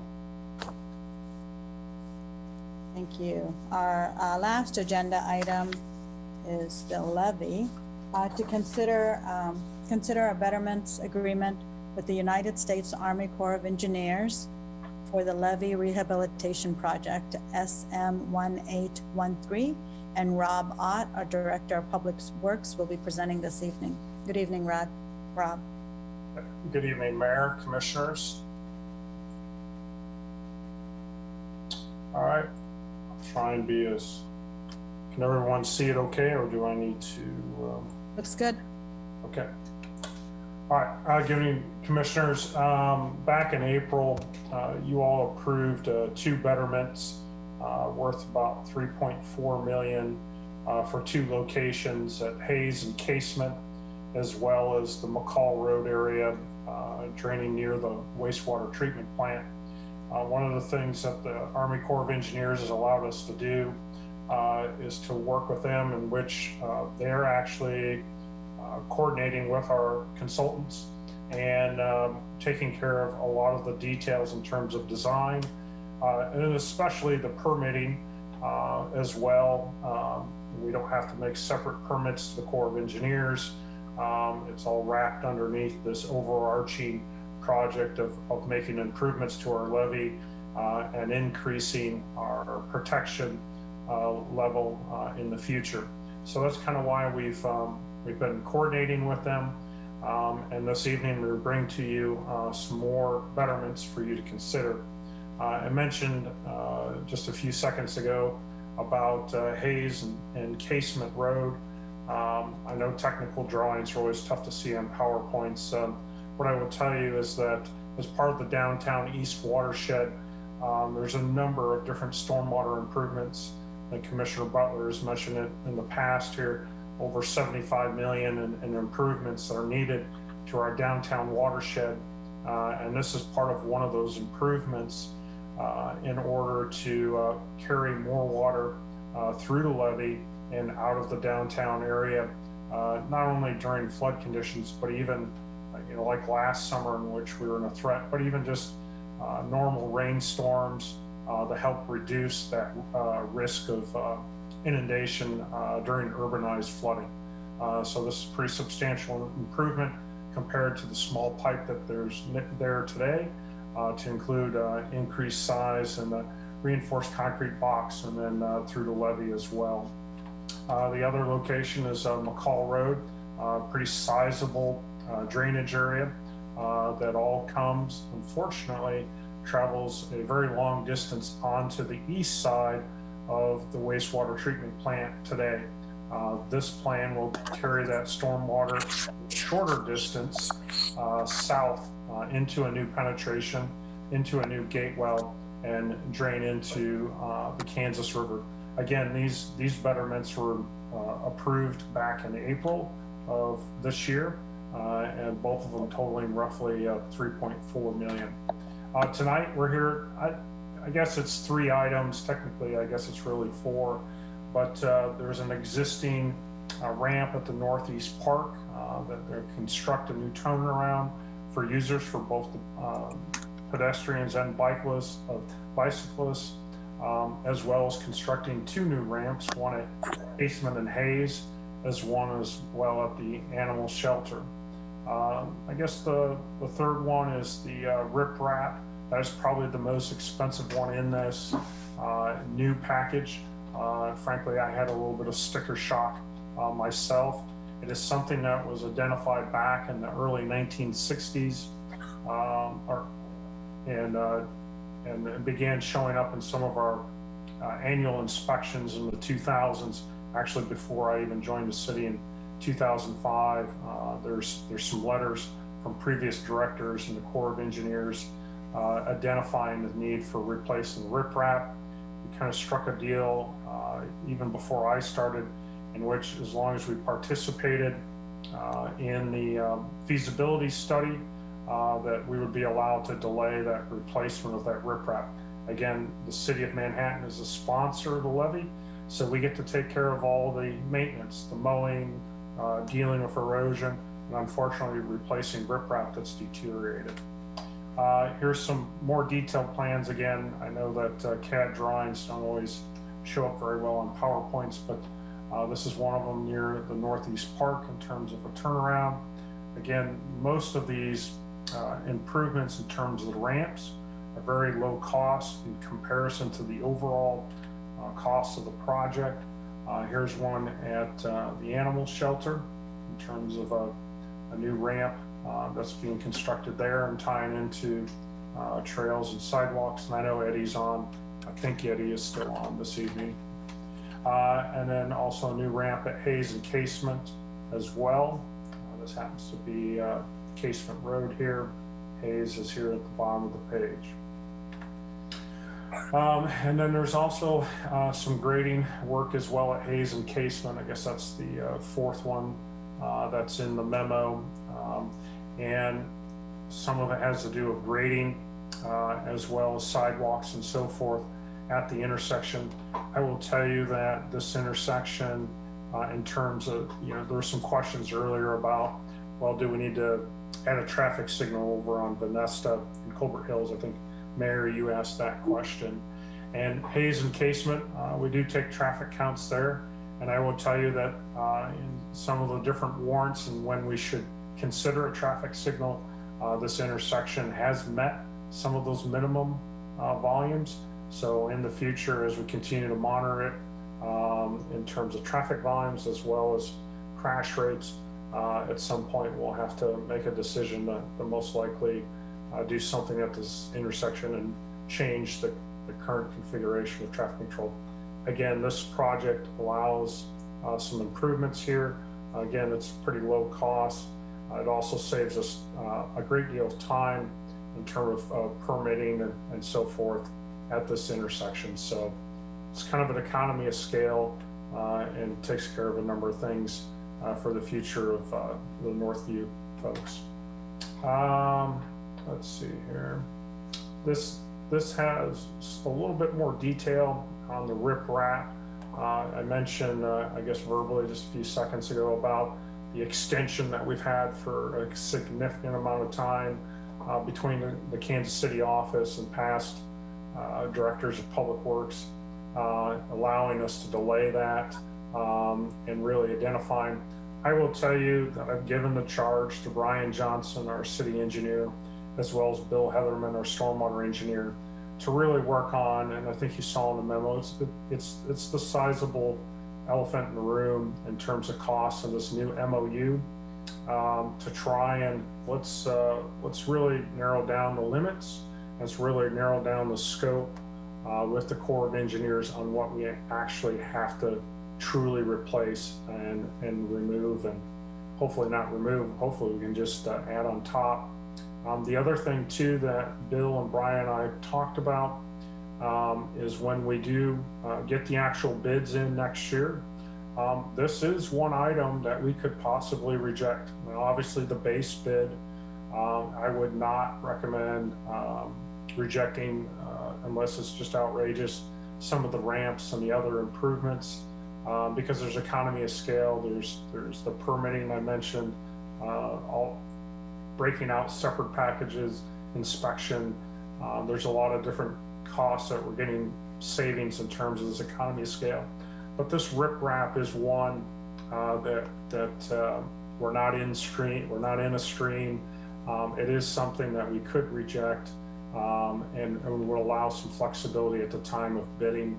And we could possibly bid it out on our own, the city-let project, and do it after the main project is done in that completion. So I do want to put that out there, that I've kind of given a charge to staff to see what we can do to bring that down, and let the commission also know that there is some option there to possibly reject that component and so forth. So with that, commissioners, I tried to keep it brief this evening, but if you've got any questions of me for this project, I'll happily try and answer. Yeah, thank you, Rob. I'm sure there was going to be a couple of questions at least. This was originally on the consent agenda, and I had Ron move it to the general agenda, mainly because the ticket on this is $6 million. And I think we need to have, if there are any questions, it's better when it's off of the consent agenda to make sure we address why it is $6 million, and make sure the public understands it as well. And this is the city portion of it. I know there are federal funds coming our way, but I believe this is the city portion of it. Is that correct? Yeah, actually, that's a good summary there, Mayor. So of the total project, in terms of costs, the total project right now is estimated, and this is the base bid, this does not include the 6 betterments that we're talking about tonight, is around 30 million. We have an obligation of 35%. So I believe our obligation is around I think it'll be $10,147,000 some dollars. Okay, so that's the base project. In April, you approved an additional 3.4 million, which is betterments 1 and 2, which is also, underneath tonight what we're talking about. So tonight you see in the memo 6 million. We'll understand 3.4 million you all approved already in April, and that 3.4 is 100% us. If the commission elects to approve tonight, then yes, the next 3 million and some change would also be 100% the city of Manhattan as well, because they're above and beyond the base project. And these are being bonded out? Generally? That is correct. So, unless I stumble here, Ron and Jason can correct me. The last discussion that we had with the city commission, because of the failed vote in which I believe it was the 0.3 in sales tax did not pass in November, The last direction I remember and a consensus from the commission was that 70% of the cost would go into the stormwater fee, and then the remaining 30% would be split between water and wastewater. So 15% water fund and 15% wastewater fund. We've taken all the steps necessary that will allow us to temp note this. And if the Corps of Engineers and their design team stay on track, in April or March of next year of 2021, we'll need to write them a check for our costs, and permanent and final bonding will not occur until 2024. So hopefully Ron and Jason, I got that summary pretty close in terms of the finances. And the other piece to this is we are obligated to this because there was a federal funding source to it. So it wasn't something we can opt out of. This was one of our priorities when we put the sales tax initiative out, but it's also one of those initiatives that we really don't have the if we opt out, we don't get the federal funds, is what I'm understanding. Correct. You won't have a project. We've pledged, I don't know if that's the right word, but we've obligated the city to pay our share for the base project. And you've all had received plenty of comments in the past about urbanized flooding in our downtown and the frustration from both property owners of businesses as well as homeowners, and the overall large scale and scheme of what we're trying to do down there. I can pull up, I do have the downtown east watershed. I suppose I can pull up quickly just to help remind folks of that overall master plan. Hopefully you all can see the PDF. The area of haze and casement that we're talking about is up here in terms of enlarging that reinforced box. CIP number 3 is currently under design. CIP number 1 is currently under construction. As you know, because of Aggieville, I believe coming up here in August, in fact, maybe even late July, you may see some design for phase 2, design for CIP number 5 as well. So again, this is a long-term plan to try and how to address our downtown east watershed. And I know there's lots of moving pieces, but again, that's the intent, Mayor and Commissioners, to try and reduce that risk of that urbanized flooding. Thank you, Rob. If any of the commissioners have questions, or even if Ron or Jason want to add anything in, please do so. Hey, Rob, just to clarify now, I understand we're committed to the levy, but the betterments, can some of those be reduced to reduce the cost? So that's an excellent question. So our obligation is to the base project, which is that 10 million. As I mentioned, the commission's already approved betterments 1 and 2, which is an additional 3.4 million. This evening, we're asking you for almost another, just a little over, I can pull up the commission memo that might actually help me as well. And Commissioner Butler, that's what I was talking about. So betterments 3, 4, 5, and 6 is what we're asking you to consider tonight. As I mentioned, that riprap is the majority of it. Your other ramps, if there's strong opposition to them, then yes, you certainly you could deny the new ones. We're going to need to redo some of the grading, and I would still strongly recommend the grading at Hayes and Casement as well. But to answer your question specifically, Commissioner Butler, you could opt not to do these. We will eventually have to deal with this riprap, though. That is part of our obligation as the sponsor for the levy. So I don't know if I answered your question very well or not, but. Excuse me, putting that up there, makes it, I think, clear to anybody that's watching. I already figured that putting that rock in there, that riprap, that has to be done or the levee's gonna collapse eventually. So, you know, Well- that has to be repaired. I mean, that's just a given, and it makes sense to tie that into the core contract. It'll save some money. But when I look at those bicycle ramps, you know, I'm not so sure those should be paid for by water department funds.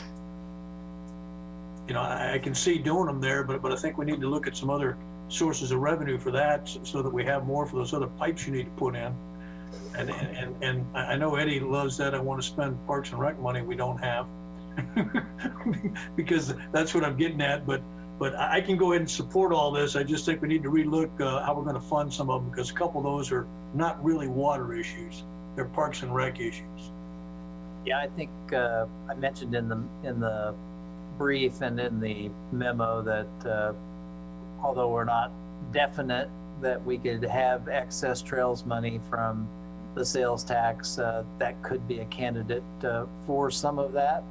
Could be some other things that come up along the way. Again, the goal here is to ultimately see what kind of bids we get on those projects too, and it may be some things that we can decide whether we want to proceed with them or not. There will be, again, as you indicated, there's some efficiencies to doing them in conjunction with a project that there's already going to have grading and earthwork involved with them. So there's economies of scale to be had, and I think depending on the bids that we get and further analysis of other funding sources, we might be able to work some other sources into that mix.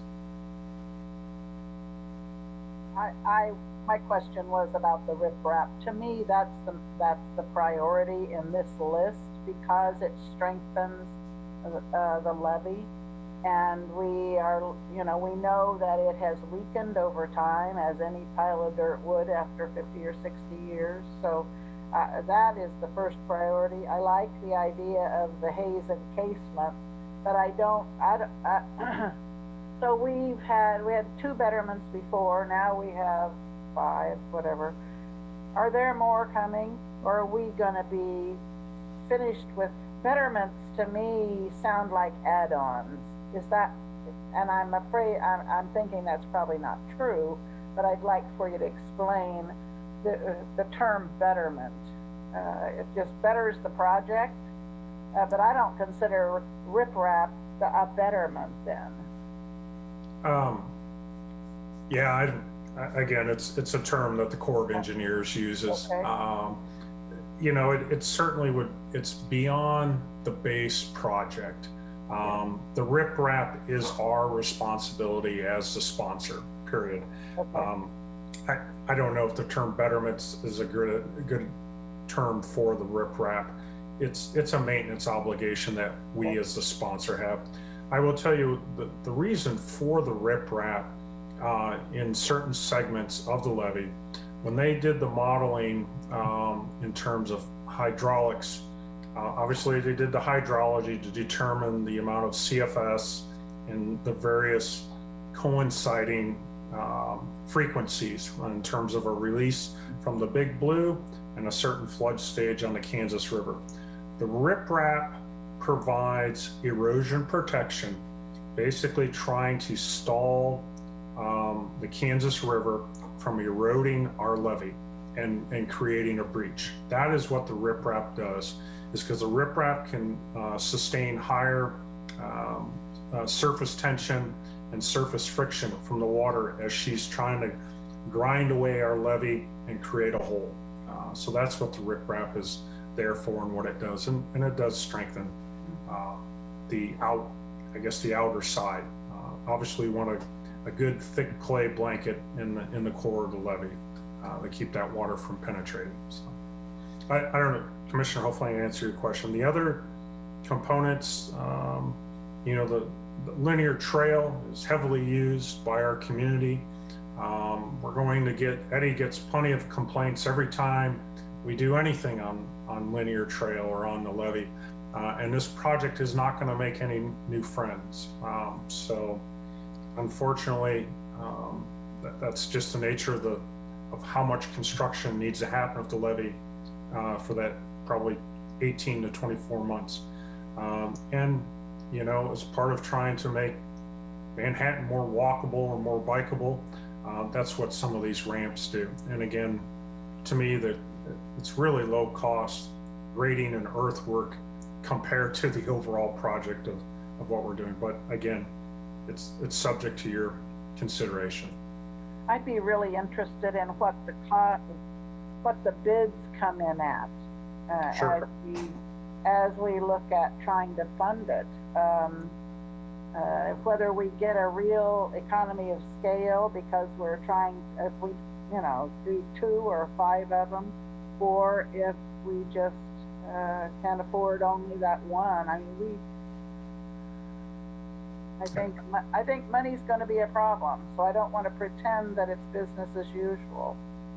No, I don't think we as staff are either. We've certainly been staring at spreadsheets and forecasts, and we've got a big discussion coming up the 28th on utility rates with you all. And the levy will have impacts to all 3 utility funds, not to mention just the direction that we received last week, Tuesday, in terms of how to deal with the general fund. So.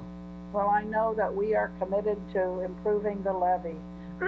From the time I was elected, we had already made, the city commission had already made the commitment, and we have to figure out how to make that work. So we didn't expect tough money times. So thank you, Ron. Yeah, and again, just as a reminder for all commissioners, if you haven't heard this in the past from me, the levy protects roughly, I want to say the last number I remember was around $1.4 billion in real estate behind the levy.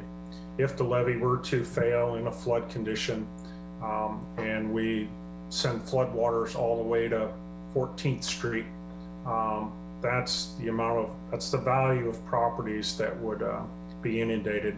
Again, that's not a total loss, but that's certainly the value, not to mention the amount of sales tax that is generated in that area. You all are certainly faced with the impacts of COVID this year. Just imagine if those businesses couldn't open and on top of everything else going on. So. Rob, is it, you mentioned the bicycle pedestrian ramp for $23,000. Can the MPO help out with any of that, or is that not in their? I'd probably have to have a conversation with Stephanie to know if there's any grants out there. It's certainly not a Safe Routes to School type project. The only other funding source that I'd be aware of would be transportation alternative grants, but I don't know. I'd have to check and see what the timing is. Again, that comes from KDOT. They typically like those projects to be let by them. So I don't know. I'd have to do some checking, but I can certainly have a conversation with Stephanie about that as well. About number 4 and 5, just to see what's out there. And I know the different agencies are getting different types of funding. And the other thing is, this is to digress just a tiny bit, is it's so important to take the census, because that's where we get some of our money. And if everybody takes their census, we would have a good population number, and everything is contingent on that for federal funds. So we need to make sure that's there. But are there any other comments or questions for on this particular item? Okay, seeing none, is there a motion on the table? Yeah, here? I'll make the motion. Win Butler.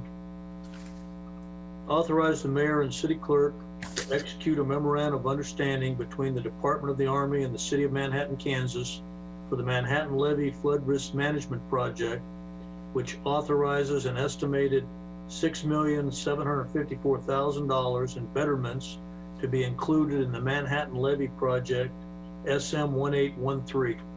Is there a second? Second, Hattasol. Okay, thank you, Mark. Brenda, would you please call the roll? Mayor Ready, Yes. Commissioner Butler, Yes. Commissioner Morris, Yes. Commissioner Hattasol, Yes. Commissioner Estabrook. Yes. Motion carries 5-0. I believe that's the end of the meeting. With that, we are adjourned. Thank you all. Thank you all.